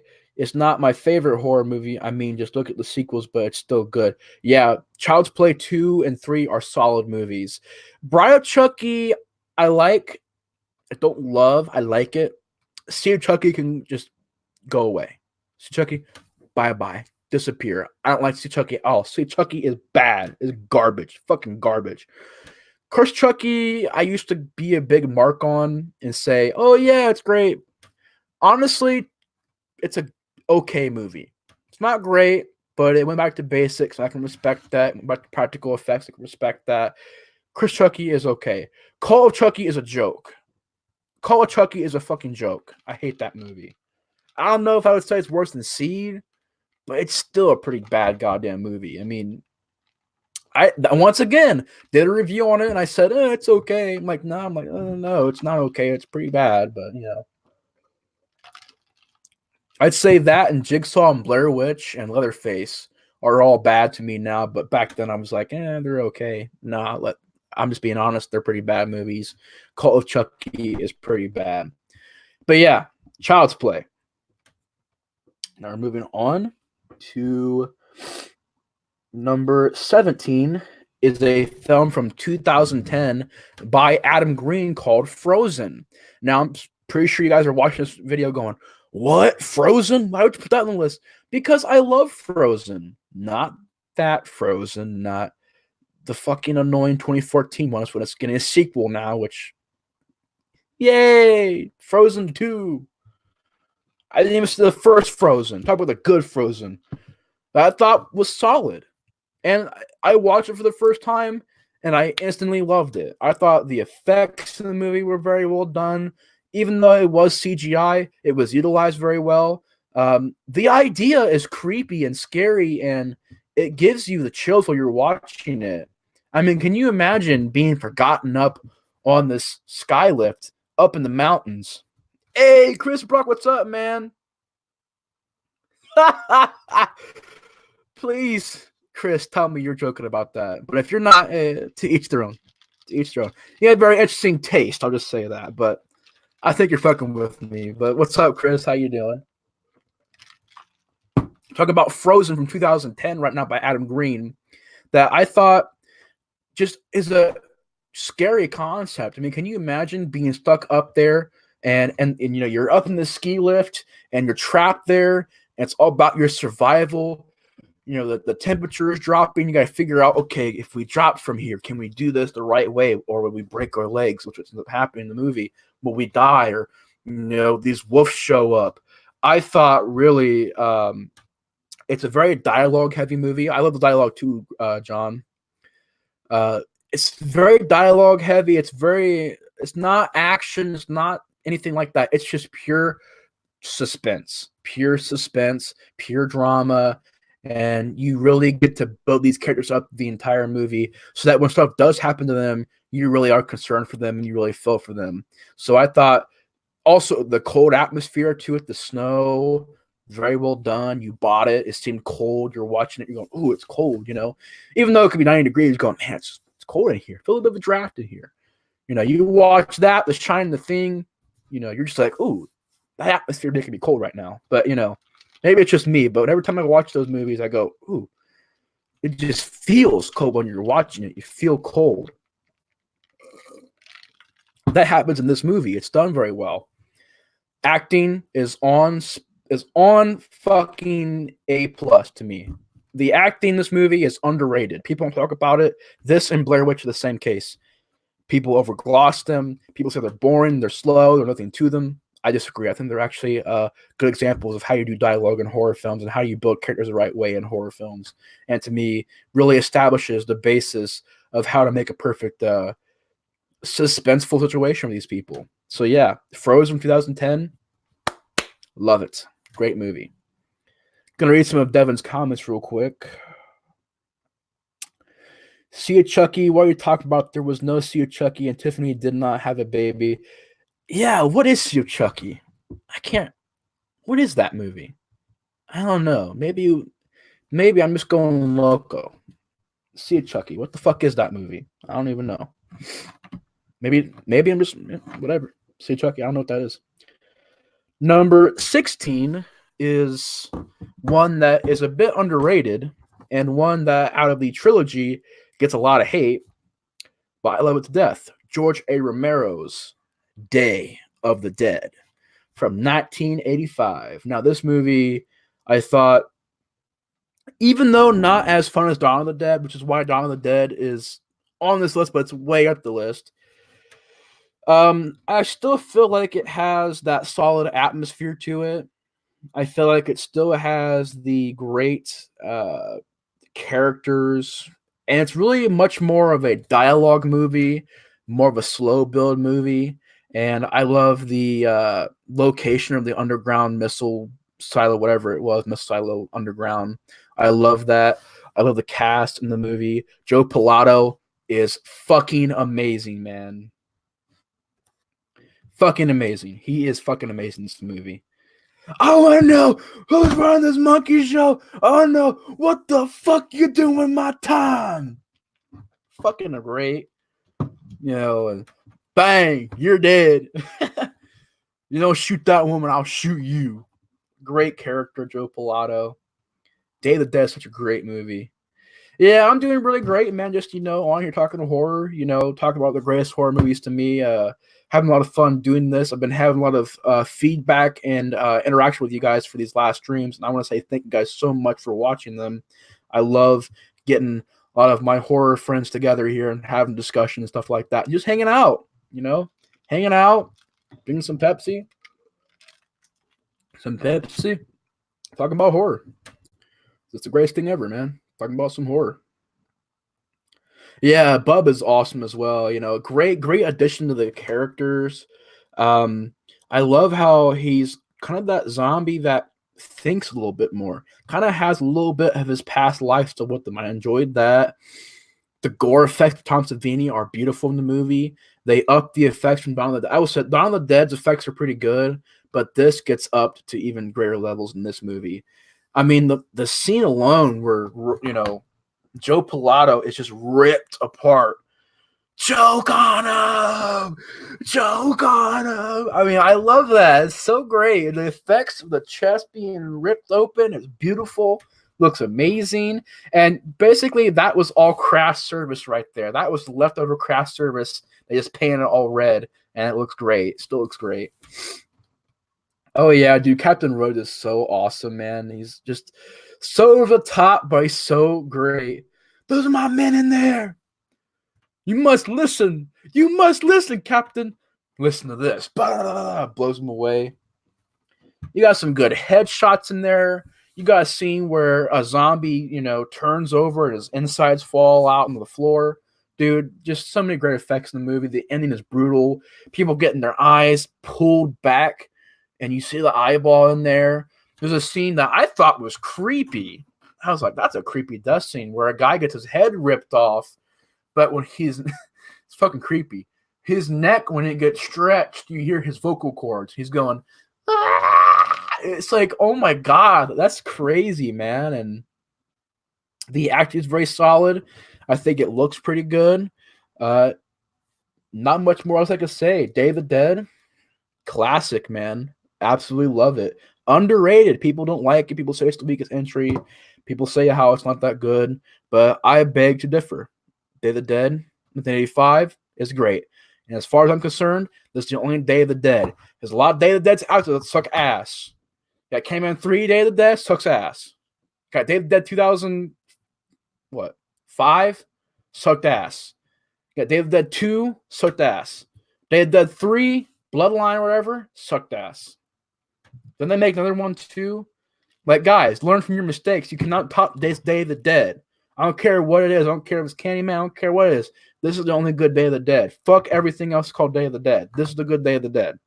But yeah, Day of the Dead, great. Now, I don't want to... I have this big, giant stack of movies over here I put the fall over, so I'm about to make some room so I can make another stack over here. All right, there we go. That should be good. Still, shoot that woman. Bang, you're dead.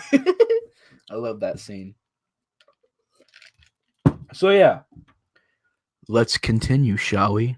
On Horror Boy Radio. Number 15, I feel, is the best one of the entire franchise, and I think is a masterpiece. Utter masterpiece. That is, I forgot the name. Ridley Scott's Alien. Now, Alien was one of those very few situations where you were not going to be able to ever top this. I know that people love Alien 3, but Aliens did it the right way. Aliens said, you know what, we can't do this again. Let's make something else. Let's make something different. Let's up it, but a different way. It's more of an action shoot 'em up kind of movie. This is what I really love. This is my favorite movie of the entire Alien series, and it's for good reason. It's very simple, very basic levels of horror, but I thought its atmosphere, its music, its tension, its suspense, and its selling of making the xenomorph, even though there's only one in this movie, they sell perfectly that this thing is unstoppable, that it truly is a force to be reckoned with. And you really buy it when you're watching the movie. I mean, I love the design of it, the way it looks, the acid blood. Of course, you got Sigourney Weaver, Tom Skerritt in there. You also got a great cast besides them. I mean, pretty much everybody in the cast is great. You know, Harry Dean Stanton, John Hurt, Ian Holm, Yaphet Kotto. Yeah, great cast. I mean, it kind of does that whole thing where you think Tom Skerritt is the lead, but you know, it's really not Sigourney Weaver. And Sigourney Weaver is a strong female in this movie. She's also very beautiful, but she knows how to handle herself. And just that third act alone, I mean, I love the rest of the movie, but the third act alone where she's hearing her friends on the radio getting killed, and she realizes that she's the only one left. That last 20 minutes is so goddamn suspenseful. There's no music. It's just her, the alien, and the atmosphere. And her and the ship alone looking around. She's sweating. The ship is dead empty, dead silent. And she just wandered around the corner. You know, she ain't got much left. You know, she's trying to figure out where everything is. I love that. That's so well done. It's so well filmed. And it's just so effective. Because you're like, man, you know, is she going to be okay? This is creepy, man. Like, it's dark. It's atmospheric. No music. It's just her looking around. She goes to the ship. She gets out of there, but she ends up finding the alien there again, and she has to get it pretty much out of the ship. But yeah, man, even though I do love Aliens a little, well, I wouldn't say love Aliens more. I would say I like Alien a little bit more than Aliens, only because Alien is more of a horror film, and I like that better than the action stuff. But I do love Aliens to death. Alien 3 isn't very good. Alien Resurrection, people hate. I don't hate. I think it's okay. I mean, yeah, it's got some bad stuff in it, but I don't hate Alien Resurrection. I don't hate AVP, but AVPR sucks.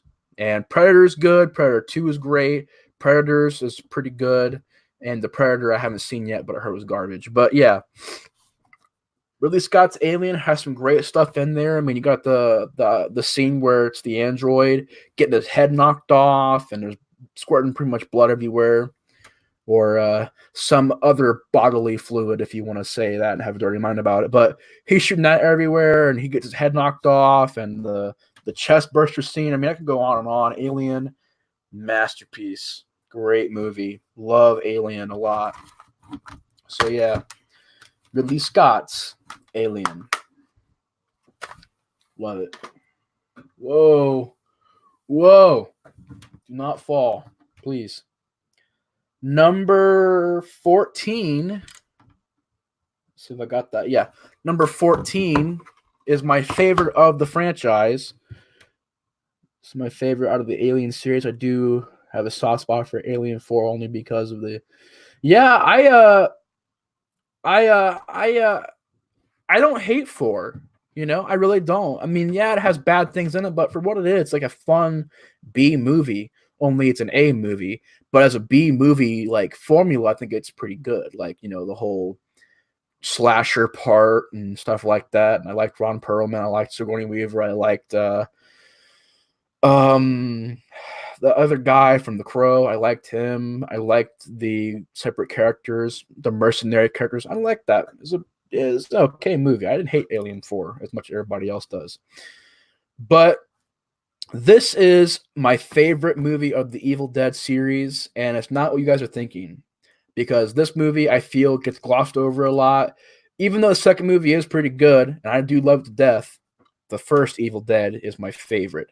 The Evil Dead from 1981. Of course, Sam Raimi made this movie on a very low budget, and that's why for people to say, oh, well, it's bad because it has a low budget. I'm like, dude, Halloween, Dawn of the Dead, Phantasm, you know, I'm Omega, Last of the Living, The Demented, all low budget movies that did it very well. And this movie is like that. It's like, it's maybe sometimes an excuse because in this movie the budget does limit it in some ways, like the effects sometimes don't look the best. But this movie I thought was just, you know, the acting really isn't the greatest. The effects sometimes don't look 100% realistic, especially the whole claymation stuff. But it gives it a charm. It makes it fun. It makes it an interesting watch, and it keeps you engaged. The camera angles keep you engaged. The basic plot, which has been done a lot since then, where it's the people going to the woods and then the demons possessing them, it's pretty much happened a lot. I mean, Cabin in the Woods pretty much parodied that. But Bruce Campbell is a great lead. He's more serious in this movie. He's much more of a victim. You feel bad for him in this movie. I mean, he gets thrown around, gets his leg clawed up. I mean, you got all kinds of shit going to Bruce Campbell in the movie. I thought it was great. And the third act is amazing, where you're seeing camera angles up in the ceiling, and it's going past these beams. It's going like womp, womp, womp, womp, womp, womp. It's like done all up here, and then it cuts down here, and then the foot turns like that, and then it's back over here, and then he looks at a mirror, puts his hand in it, it's like liquid. That whole ending of the movie is great filmmaking, and I overall really do love the first Evil Dead a lot. It holds a special place in my heart as being one of my favorite horror movies to watch all year round, and it's just always been one of my go-to movies. So yeah, The Evil Dead had to put it on this movie list. Definitely one of the best movies of all time. Sam Raimi's classic masterpiece, The Evil Dead. Yeah, that's crazy, right? And Peter Jackson, the same thing. So Sam Raimi, Peter Jackson, the same thing. They made like gory, over the top movies to begin their career, and they kind of end their career on a Hollywood pedestal of making Lord of the Rings and Hobbit and Spider Man and stuff like that. So it's kind of interesting to think about that. But I will say, I love Spider Man. I love Spider Man 2, but Evil Dead is one of my favorites. Evil Dead 2 also. Army of Darkness, same thing. I love Army of Darkness a lot. But yeah, Evil Dead. Next one, number 13, and this is the 1987 masterpiece to me. This is a movie that me and John had covered recently on a stream, and we covered this and through the first five pretty much. And that is Hellraiser from 1987. Now, 3 is my favorite, but to put through this list, I don't know if I could really do that because I do love 3 to death. But again, I want to be different. I want to be honest. And to me, this is a very influential horror film. I think the first Hellraiser, quality wise and originality wise, is probably the best one. But I do love Hellraiser 3 a lot. But Hellraiser is definitely making the list for me. It's got a lot of things going for it. I mean, the whole pleasure aspect, the dark nature of it, I really thought was effective. And, of course, you got Pinhead in there, which if you're a fan of it, this DVD is pretty good. Looks great, has a lot of features to it. But yeah, Pinhead is pretty good, even though it's not the movie that much. But the movie doesn't really have a fault to it because, we are at number 13. So we are almost at the 10. So my top 10 horror movies are coming up really quick. And I'll make these next couple entries really snappy because I want to get to my top 10 really bad. But Hellraiser, overall, good score, good atmosphere. The dark pleasure stuff, too, I thought was very well handled. And I thought overall the effects were beautiful. Jesus wept. And he has the chains in his face. And the Frank character's a good bad guy. I think Ashley Lawrence in this movie is beautiful. Physically beautiful, and also as a character very beautiful. And I got into it. It's a very dark movie. It's definitely a very mature movie for adults only. Definitely, it's a very adult horror film and classic horror. Man, I think the first Hellraiser is a masterpiece. So yeah, Hellraiser 1987, masterpiece. And me and John did a stream about it recently. If you guys are curious to check it out, me and John talked about that in the first 5. So yeah. That is Hellraiser.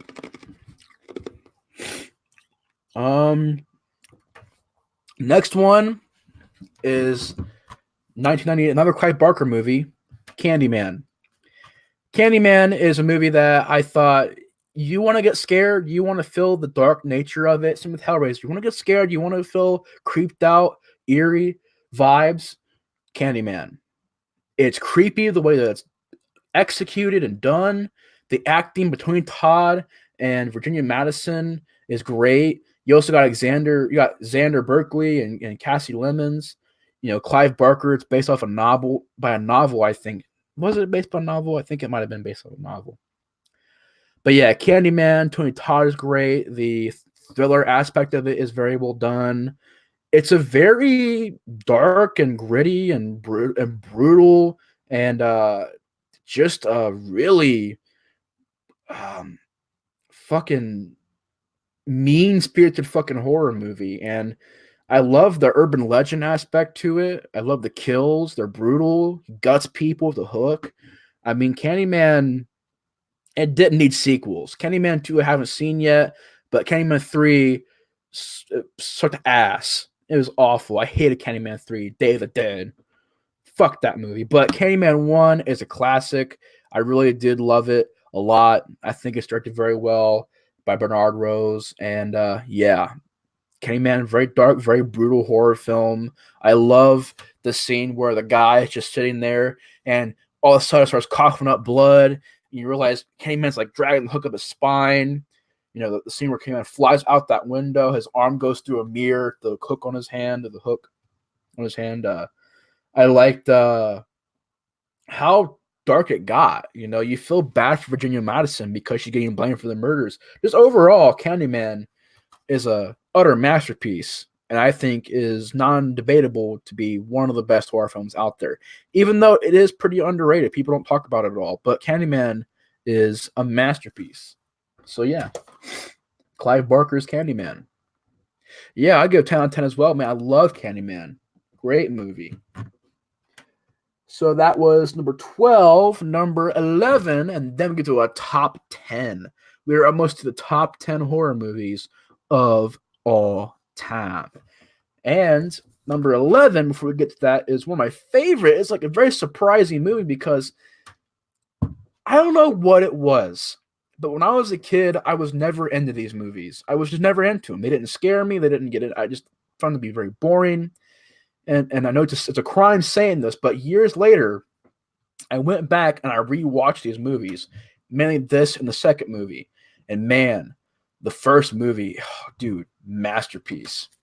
Of course, talking about the classic movie, the great Steven Spielberg directed debut, Jaws from 1975. Now, Jaws, I think, nails a lot of great things, you know. And the thing is, they couldn't show the shark to most of the movie because the effects weren't really well. Like, the shark still wasn't working, you know, and that's a good quote from the movie. The shark was very hard to get right, so they made it a very dialogue-heavy movie and a very slow burn movie. And, like, that is great because you have a fantastic cast in the movie. I mean, if you look at this cast real quick, I thought overall, I mean, you got Roy Scheider, Robert Shaw, Lorraine Gary, Murray Hamilton. But you got a great casting of these three guys are here. Those two characters and this guy all do a great job acting wise, and I thought really nailed the acting, especially that third act with them on the boat by themselves talking to each other was great. So it is a very slow burn movie, but I thought overall for a slow burn horror movie, it's done the right way, and I love Jaws. Definitely to me is one of those instances where it's a perfect horror movie. But yeah, Jaws, 1975. Once again, what more can I say about it? You got some great scenes in there. My favorite scene in the movie is probably the ending where the shark finally does show up. And when it does show up, you're like, oh my God, you buy it. They sell it so good. He just pops out of nowhere. And when it's practical like that, excuse me, but when it's practical like that, and people are like, oh, it looks cheesy, it looks fake. I'm like, there's no way you can say it looks cheesy and fake.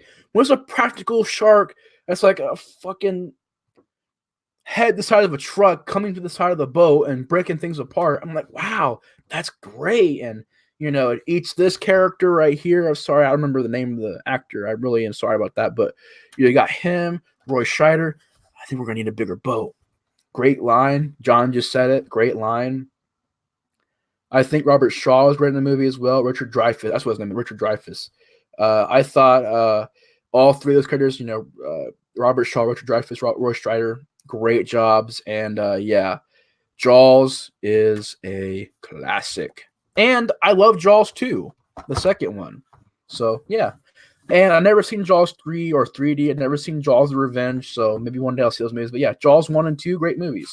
And also, if you get this box set, there's a pretty cool booklet in here. I mean, you got, you know, pictures in there. Got some facts about the movie. So you got that stuff. So yeah, that is all cool, fine and dandy. And yeah, Jaws, number 11. Jaws, classic masterpiece.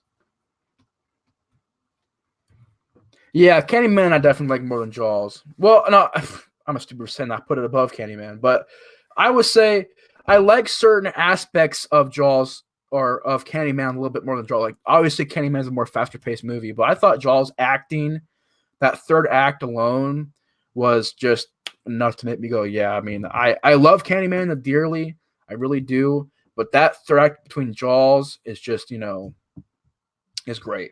It's really great. But I respect your opinion on that. I respect your opinion. All right. Are you guys ready to get to my top 10 favorite horror movies of all time? This list has updated through the years. These are my top 10 is some of my favorite horror movies of all time that I feel are the quintessential horror films out there. The ones that I feel are the best of the best of the best. And it will get controversial, but it's my list, my opinion. If you get mad, I'm sorry about that. But let's get to it. Number 10. We got Wes Craven's classic. Drum roll, please. Nightmare on Elm Street. Now, wow, I love Nightmare on Elm Street a lot. It was the movie that got me into horror. So you guys are wondering what movie got into horror? Nightmare on Elm Street. I remember I went over to my aunt's house one time, and she was really big into horror. Had a lot of family members that are into horror movies, so yeah. It's probably where I picked it up from, but I went over to my aunt's house, and she had a lot of horror movies. Phantasm, this, Friday the 13th. I remember I watched Phantasm, like, this is a weird movie. Let me watch this movie. So I pop in Nightmare on Elm Street, and it freaked me out. It creeped me out, and it scared the death out of me. And scared the crap out of me. Scared the death out of me. Scared the crap out of me. And the scene where Tina pulls off Freddy's face, I literally got up and ran out of the room. And in that moment, I realized I loved horror. So I came back, I went back and I watched part 3, and that's why this and part 3 are my favorites. Even though I think part 3 is a little bit better as far as like entertainment wise, dude, I had to put Nightmare on Elm Street 1 on this list because I loved all the scenes in it. The dialogue by Freddy Krueger. Freddy Krueger is so dark in this movie, so looming character. I love, the bathtub scene, the pool of blood shoot to the ceiling scene. The nightmare sequences look pretty cool in the boiler rooms and stuff like that. Of course, you got Johnny Depp, John Saxon. You've also got Heather Langenkamp, Robert Englund. So you got a great cast in there. Wes Craven, of course, made Hills of Ice Part 2 to get the funding for this movie. So, yeah, unfortunately, we got Hills of Ice Part 2, but without that movie, we would not have Nightmare on Elm Street. So we got to think thankful there somewhere. There's a positive in there somewhere for that to happen. But Nightmare on Elm Street, I love the music to the movie. The music is amazing. The score is great. I love the way that it's shot. It is easily just up there, some of the best horror movies out there. Love it a lot. Yeah, there really is that you can't stop Freddy. You just can't, unfortunately. You just gotta live and let die with Freddy Krueger. But yeah, Nightmare on Elm Street 1, number 10, masterpiece. I mean, the Freddy Krueger legend of it is great. The dream aspect, Nightmare on Elm Street, this name I love, Nightmare on Elm Street. It's very unique. The nightmare aspect, look, Freddy Krueger is pretty good. That was before Freddy became all these cheesy one-liners and stuff like that. I like that Freddy where it's dark and scary. Even part 2 is a dark and scary Freddy Krueger. But yeah, Nightmare on Elm Street 1, number 10. Number 9, we're going to be getting to my favorite ghost movie of all time. This is better than The Conjuring. This is better than Insidious, even though I love Insidious. This is better than, most of those ghost movies out there. And this is my favorite ghost movie of all time, Poltergeist from 1982. Now, it's started by Tobe Hooper, and it's very controversial on who actually made it. Some say Hooper made it. Some say that Spielberg made it. But, dude, beautiful ghost movie. Beautiful just everything about it feels magical, has wonder to it, and I thought the cast was amazing. Craig T. Nelson, Jo Beth Williams, Beatrice Straight. I thought also Heather O'Rourke, who unfortunately passed away around the time that Poltergeist 3 came out, but she is great in this movie as the the little girl character. And this is miles better than that remake because the remake, look, this was lightning in a bottle. You cannot top this. You will never be able to replicate this. This will never ever get replaced. Poltergeist is amazing. And the remake is insulting because Carol Ann in this movie, the sweet, innocent little girl who, you adore, and she's just, a great character. In the remake, they make her unlikable. Or her name is not Caroline in the remake, it's Maggie, but still, she's the little girl who does on the TV screen and has everything happen. It's pretty much Carol Ann. They make her unlikable in that movie. They make her annoying in that movie. I'm like, how could you do that? And this movie, it's PG, but people are peeling their faces off. You've got scenes where the mom will walk over to the kitchen. She'll come back, and the chairs are stacked on the table. How they do that is cool. A scene where they set something on the ground and it slides across the floor. Oh, that was cool. It's practical. How they do that. The guy who's eating the chicken, he throws down his maggots all over it. Then, he sees this piece of steak crawling on the counter. Creepy. Those simple little things I thought was what made this movie very special. And the family. You buy the family all the way, 100%. They seem legitimate, they seem genuine, and they seem like something that's real, realistic. The husband and wife. I love when you talk dirty. That scene where we talk about his swimming days and how he was, good at diving and stuff like that. And, his gut. Before, after. And you buy that. They're smoking weed. They're having fun. You buy that relationship. You buy them as, as a couple. And the mom and the dad and the remake, they seem like they're like, oh, well, I don't like these kids. I don't know why we had 3 kids. I'm like, what the fuck are you doing? In the original movie, they loved their kids. Daddy, you have a phone call. Tell him to take a message, sweet pea. My dad said take a message. Great. That's how you do it. That's how you do it right. And the remake, they just say, I don't want these kids. I don't know why we had so many kids. And it's like, what is this? Man, that's not how you do it. This is how you do it the right way. But yeah, even the CGI in the movie looks great and it holds up.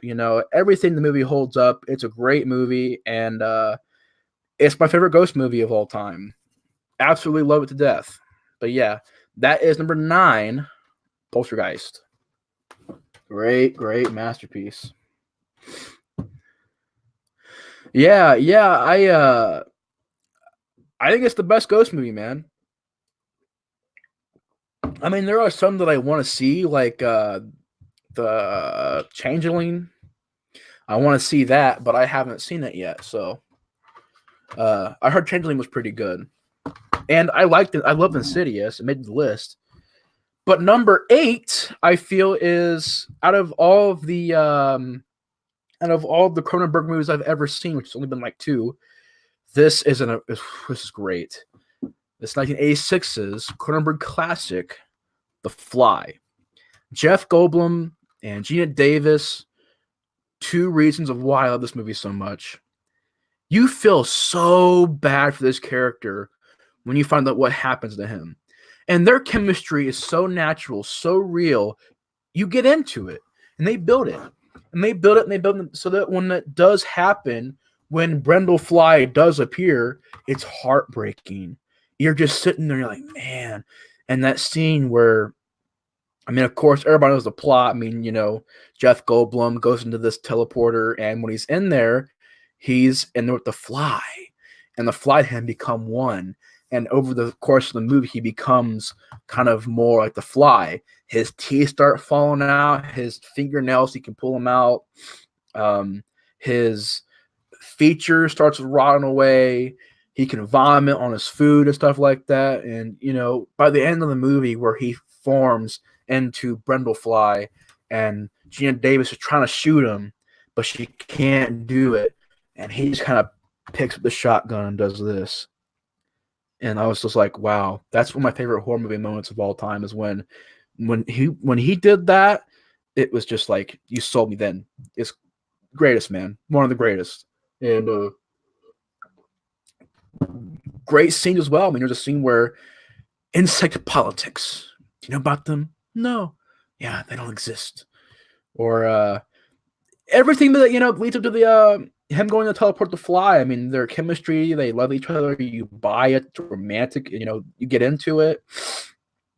But the arm wrestling scene is brutal. The scene where she rips his jaw out, and you also have a good subplot in the movie where she is pregnant, but she made love with Jeff Goldblum when he was already the Fly or Brundlefly, before he became all the way to the Fly, but it was after he got combined with the Fly DNA. So now she's wondering, is it going to be born as a maggot or like a monster will be born as a fly? And it's like you feel so bad for her because you really don't know. And then you don't find out to the Fly 2, which I haven't seen yet, but I have it over there. But yeah, Cronenberg's The Fly, easily in my top 10. Love it to death. The Fly. Number. Come on, man. Where'd my list go? All right, here we go. Number 6 is one of the scariest movies I've seen, and I do stand by that. And people say it's overrated, and people say, nah, it's not scary. I beg to differ. The acting is amazing, directing is amazing, and I think it's classic horror. The Exorcist from 1972 or 73. 73? Yeah, 73. This movie has a great cast to it. Once again, I mean, all these movies have great cast, but Ellen Bernstein and I thought Max von Sydow, Lee J. Cobb. I also thought that Jason Miller was really well done, and Linda Blair as well. Great cast to it, and this is like The Omen, where when you're watching it, you feel the evil behind it. You feel like you're watching an evil movie, and when it gets to the shocking stuff, you really get shocked.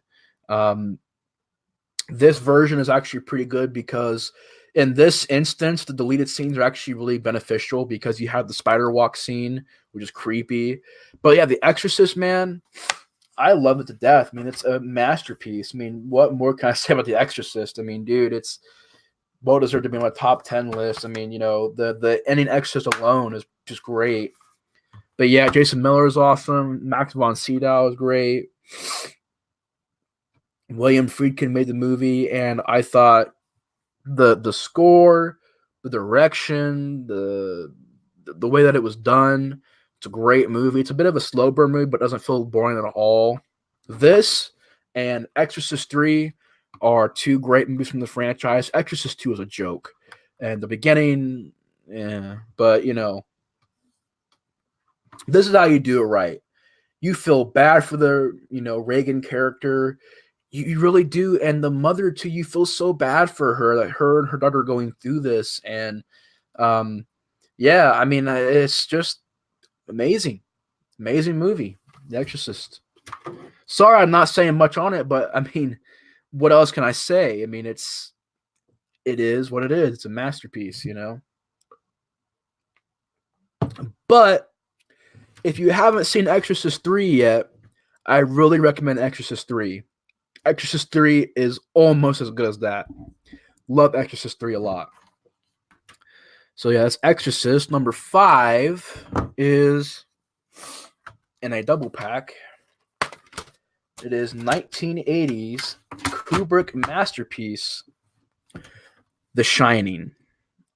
The Shining, I feel, is one of those horror movies that you need to study on how to build suspense, how to build tension, how to show downfall of a character.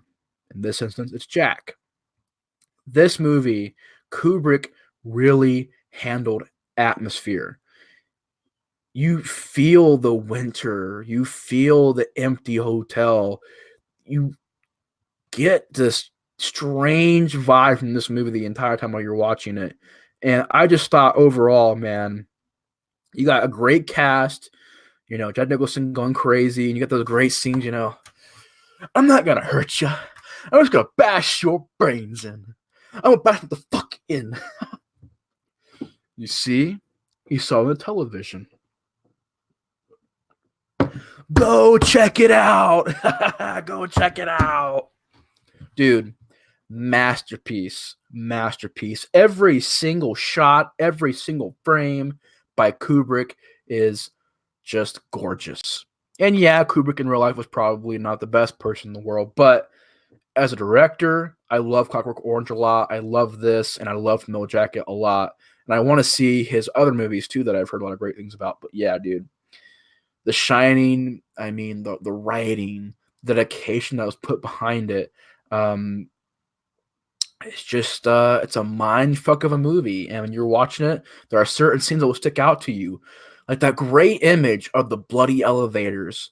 You know, wow, what a great trailer! What a great visual. There's a fucking scene where uh, Jack walks into the bathroom and he looks and he sees a naked woman and makes out with her. She becomes an old lady, and it's like, oh, that's creepy, you know. Or there's this really weird fucking scene which I don't get, which was in the novel, was much more graphic in the novel actually, where the lead character Shelley Duvall, who I thought was Shelley Duvall's acting, I don't know, but you cared for her character. Her acting wasn't really the best, but you cared for her character. But her acting, I will say, is a pretty, I don't know. I gotta be honest. The acting in that, I don't know. But she's like running up to the top of the stairs and she looks and she sees a guy in a dog costume like blowing another guy. And you're like, what the fuck is that? And by the time that you're like registering in your brain, she looks around and sees these, dead bodies everywhere and stuff. Can we play with you, Danny? Those two twin the two twin ghosts were creepy. And it's one of those ghost movies that keeps it subtle. It's not about the it's not about the levitating lamps and transparent figures. It's just very subtle there.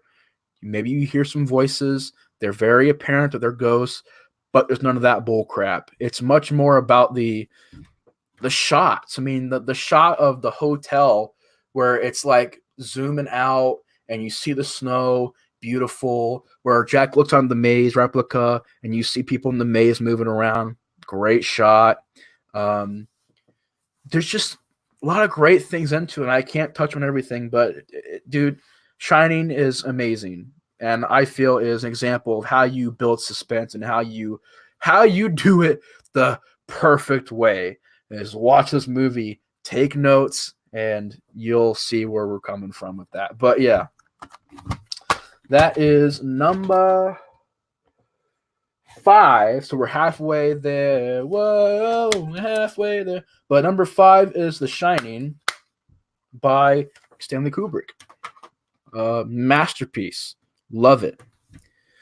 John Gonde says, or Chris Brock says, I think part 3 is under. Yeah, Exorcist 3 is an amazing horror film. And I never even knew they made an Exorcist 3. I seen Exorcist 2 and I was like, oh, that's a joke. And then I heard it was Exorcist 3. I'm like, they made a part 3 after part 2. They really did. I seen it. I'm like, wow, that's actually a really great movie. I love Exorcist 3 a lot. John's 3rd favorite movie ever. Excellent choice. Thanks, man. Yeah, Shining is great. Masterpiece. Devin says Shining is probably my 3rd favorite horror movie, but it was kind of I was kind of mad that Dr. Steve came out. I think I'm kind of mad that Dr. Steve came out. I think The Shining doesn't need a sequel. Oh, you mean Dr. Sleep? I'm like, who is Dr. Steve? Who is this? I missed something. But you're kind of mad that Dr. Sleep came out because Shining doesn't need a sequel. It's already perfect. Yeah, I mean, I don't know. I'm curious, but I see where you're coming from. You can't replace the original The Shining. I mean, it's just, you can't do it. Even though they tried doing a remake of it, you can't do it. It's just, it's there, and it's just there, and you cannot touch it. But I am optimistic about Dr. Sleep. I haven't seen it yet, but I'll maybe see it one of these days.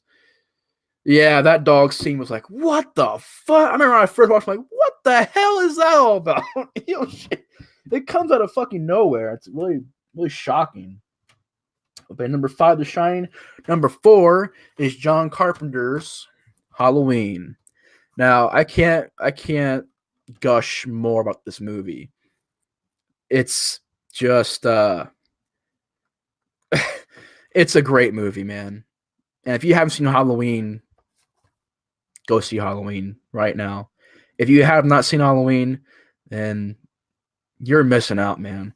John Carpenter's Halloween is one of those examples of a perfect horror film. The suspense, the atmosphere, the lighting, all of that is nailed. And Jamie Lee Curtis movie, I thought, was done very well. And what makes the Laurie character so interesting is that she was this innocent, quiet person that you can really relate to. Because not everybody out in the world is this, exciting, explosive personality that, Exactly. It's like, if you haven't seen Halloween, man, what are you doing here? That'd be fun. Like, oh, I seen Halloween. It came out in 2007. No, not that Halloween. Oh, I seen Halloween. Came out in 2018. No. Those are not Halloween. This is Halloween. But yeah, man. The Shatner mask is great. It's iconic. The suspense is there. The slow build. The shape aspect I loved. You got a great cast: Jamie Lee Curtis, Donald Pleasance, Nick Castle playing the shape, PJ Souls, Nancy Loomis. Direction was spot on.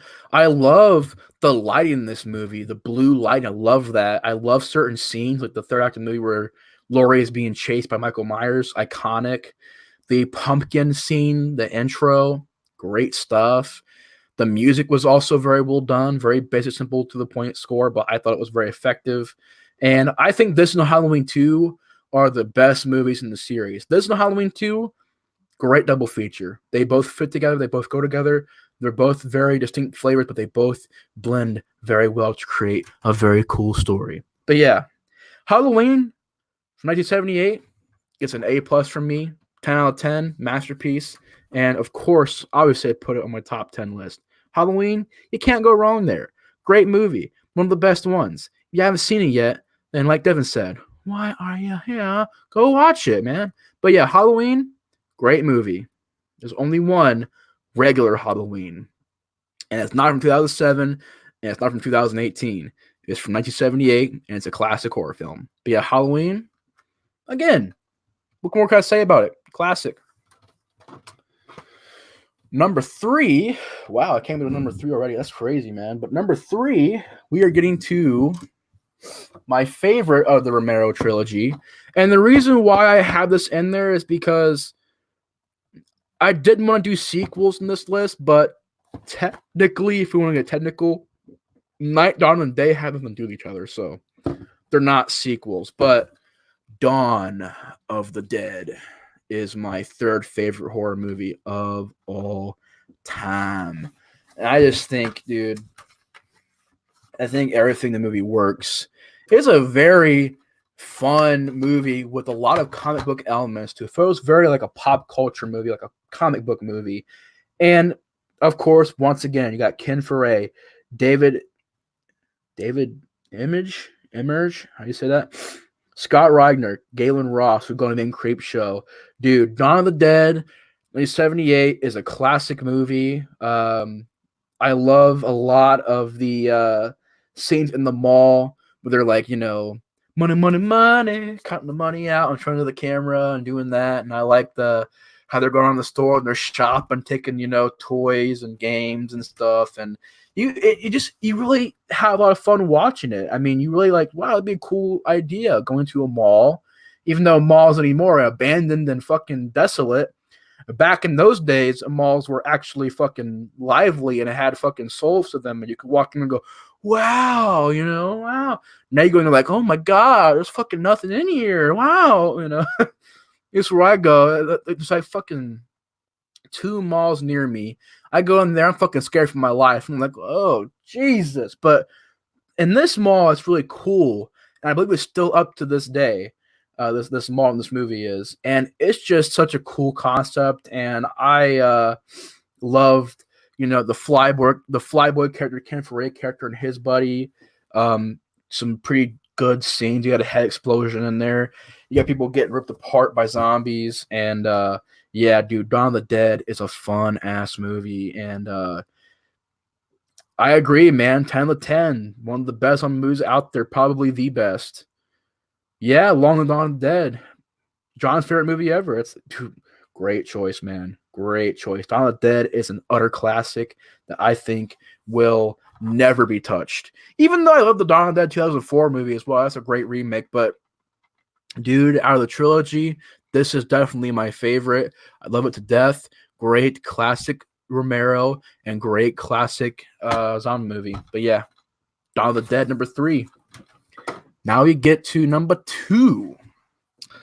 And I adore this movie because this, along with Nightmare on Elm Street and Evil Dead, were some of the first horror movies I had ever seen.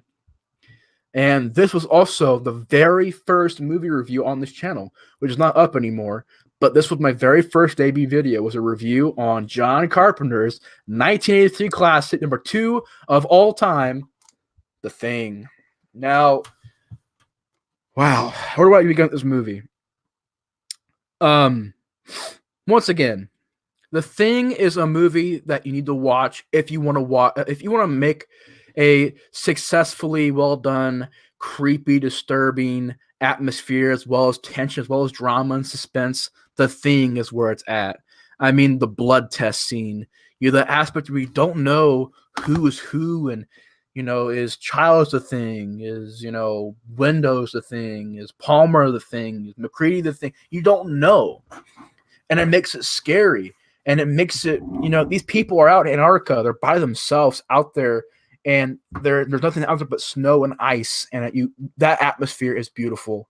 I mean, once again, when you watch a movie, especially on Blu-ray, which this is the old Blu-ray, this is the one that isn't by Scream Factory, but when you watch it on Blu-ray, dude, the atmosphere is beautiful. It is so well done. The blue light and the atmosphere of the road flares just looks fantastic. You're watching it, even if it's 80 degrees. I don't give a fuck if it's fucking 100 degrees outside. You watch it, and you're like, ooh, it's cold. You're looking at it, you feel cold, and the score is great. That dun dun dun dun dun ba ba dun dun ba ba dun dun ba.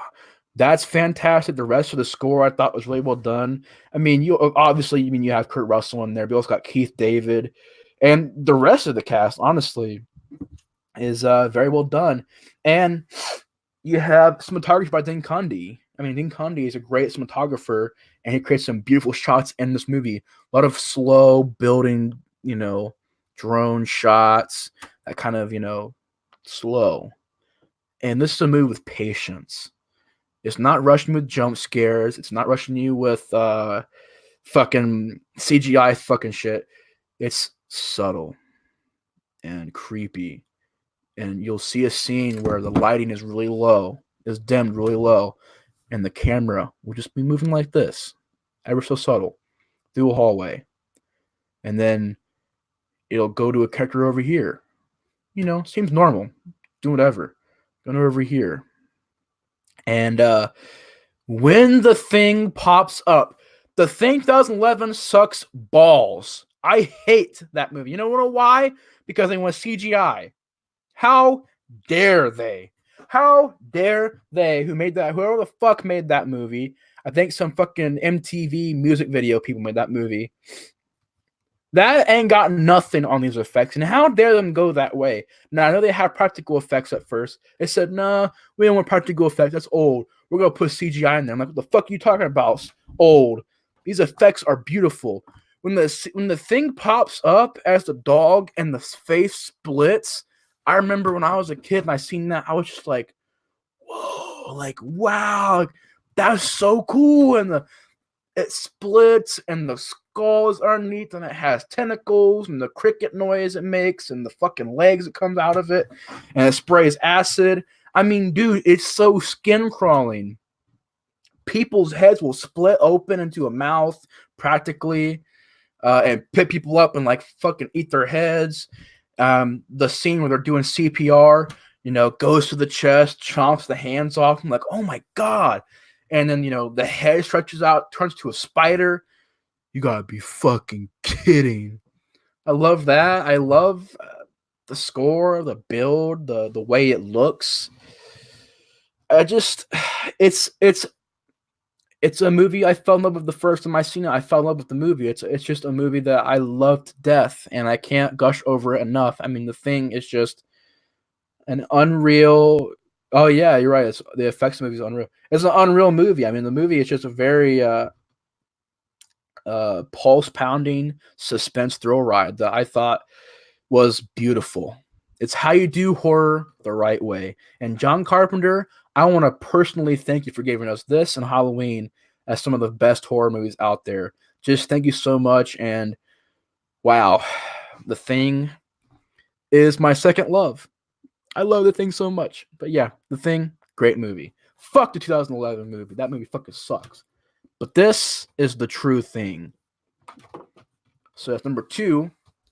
Now, number 1 isn't going to surprise a lot of people because I've discussed this movie a lot of times before, plenty of times before, and it's a movie that I've covered again and again and again on this channel, but it is my favorite horror movie of all time because when I first seen it, it was the only horror movie to leave the impact on me that it did, and that is 1974's Tobe Hooper masterpiece, The Texas Chainsaw Massacre. The movie that formed my channel, that made me go, I love Leatherface as a character. I love this franchise. I love this movie, and it kind of birthed that channel. The Thing was my first review, but this kind of was what birthed my channel. It was like, all right, I want to do this, this, and of course, I was inspired by Run After Life and No Speak Communications, 2 great people. But dude, I am such a mark for this movie because I think it's such a gritty, raw film. It's a masterpiece. I mean, literally, fucking Picasso paintings level of masterpieces. I compare that to this. I fucking think it's up there with that fucking whatever is considered to be, a masterpiece, great standards and great. I think it's up there with that. I really do. I think this movie's look is beautiful. The atmosphere of Texas is done in this movie very well done. And the acting isn't that bad. Is it Oscar worthy? No, but it seemed kind of realistic. It's not, over the top, but it's not anything too special, but it makes it realistic. They seem like they're really just, they're out there just driving around, And certain scenes stick out to me, like Edwin Neal's scene where he's in the van and he's cutting his finger, or he starts cutting himself, and it's a good knife. This knife, it's a good knife. I like that. Love it, and that whole scene is just very uncomfortable, very well done. But I love that. I love the 30-hour shoot of the dinner scene where Marilyn Burns is sitting there tied down and she's screaming her head off, and the camera fucking goes crazy and zooms in. You get shots on her eyes, and the sound effects in that scene. You buy it. You feel like you're going crazy on the rest of the cast. You literally feel like you're losing your mind when you're watching this movie, and that's what makes it so great. And when I first seen it, it blew me away. When Leatherface comes over and smacks the guy in the head with the sledgehammer and drags him in and shuts the door, and you had that sound that goes boom. It's like, whoa, like that's creepy. The shot where the girl walks into the house and it's behind her, and it stays behind her as she walks, as the house gets bigger and bigger. Ooh, it's a great shot. The ending where she jumps through the window, runs on the street. Edwin Neal, gets hit by the truck, and he's cutting her, trying to get away, and the truck keeps on driving and it hits him, and then she's running and she gets away from Leatherface, and that is just all so well done, and it's just very well done. And the cast is great. I mean, Marilyn Burns, of course, did great. Paul Partain did great. Alan Danziger did great.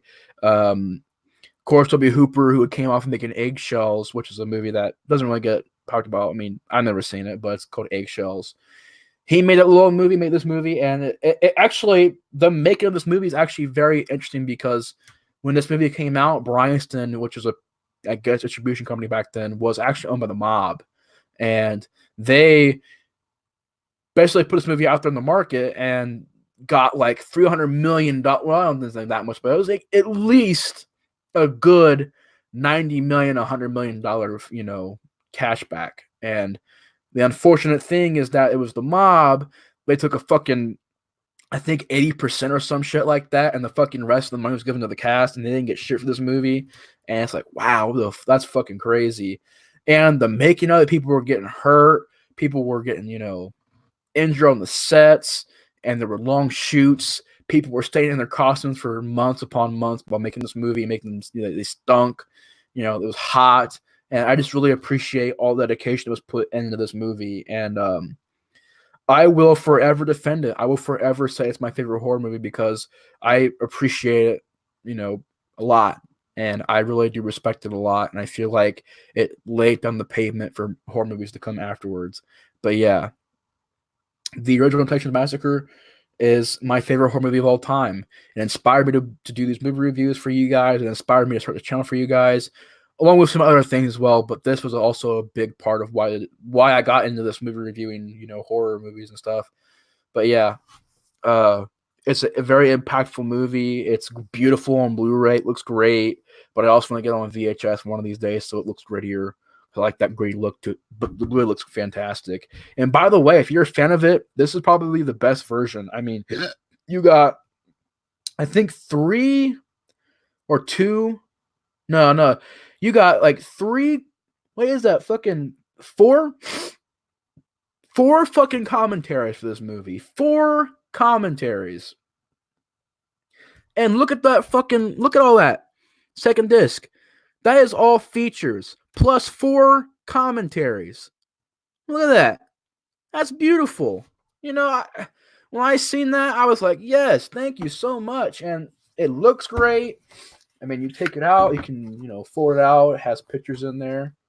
So if you're a fan of it, this is the best version to pick up. It honestly is. But yeah, The Texas Massacre is my favorite horror movie of all time because to me, it's a piece of art. It's a piece of time that really does not age. And I thought just, very, very well done movie. And it's my favorite one. So yeah, that's it. That's number 1 of my favorite horror movies out there. It's my favorite one. So Chainsaw Massacre takes number 1, takes numero uno. Excellent choice number 1. Thanks, John. Your one, your 1 is my 3, and my 1 is your 2. Interesting. Thank you, man. Yeah, definitely same similar taste, man. I mean, you got good taste. Those are good movies. Devin says, I love the Texas Massacre. Don't get me wrong, but the thing is just so good. It will always be my number 1, but it's your opinion, not mine. Thank you so much, Devin. Hey, it was hard to figure that out because, dude, the top 10 movies were the hardest ones to rank because I love all 10 of those movies. I really do. I mean, Candyman, Halloween, The Thing, I love them. Well, I don't think Candyman made the top 10, but Dawn of the Dead and Shining and Poltergeist, Nightmare on Elm Street, I love all those movies, and it was really hard to rank them. But yeah, that's my 50. It's been a long day. I got a fucking huge stack of movies I got to put away now, but it's been a long, long, long journey to number 1. But I want to thank you all so much for checking it out. It's been a blast, and overall, I feel like this was just really successful streams, and I thought had a lot of feedback from you guys, a lot of interaction from you guys, and I want to thank you guys so much for that. I really do appreciate that. But anyways, guys, thanks for watching. Devin, JG, John, Steve, anybody that's watching, anybody that's on the streams, Chuck, True Horror Fanatic, thank you so much for on the stream. I had a lot of fun doing this. Chris, thank you as well.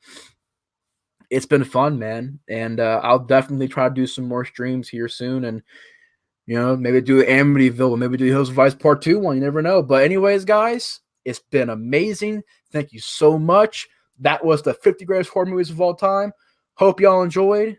The Explorer of Horror is out. I'll see you guys later. Thank y'all so much. It's been fun. Bye, guys. Peace.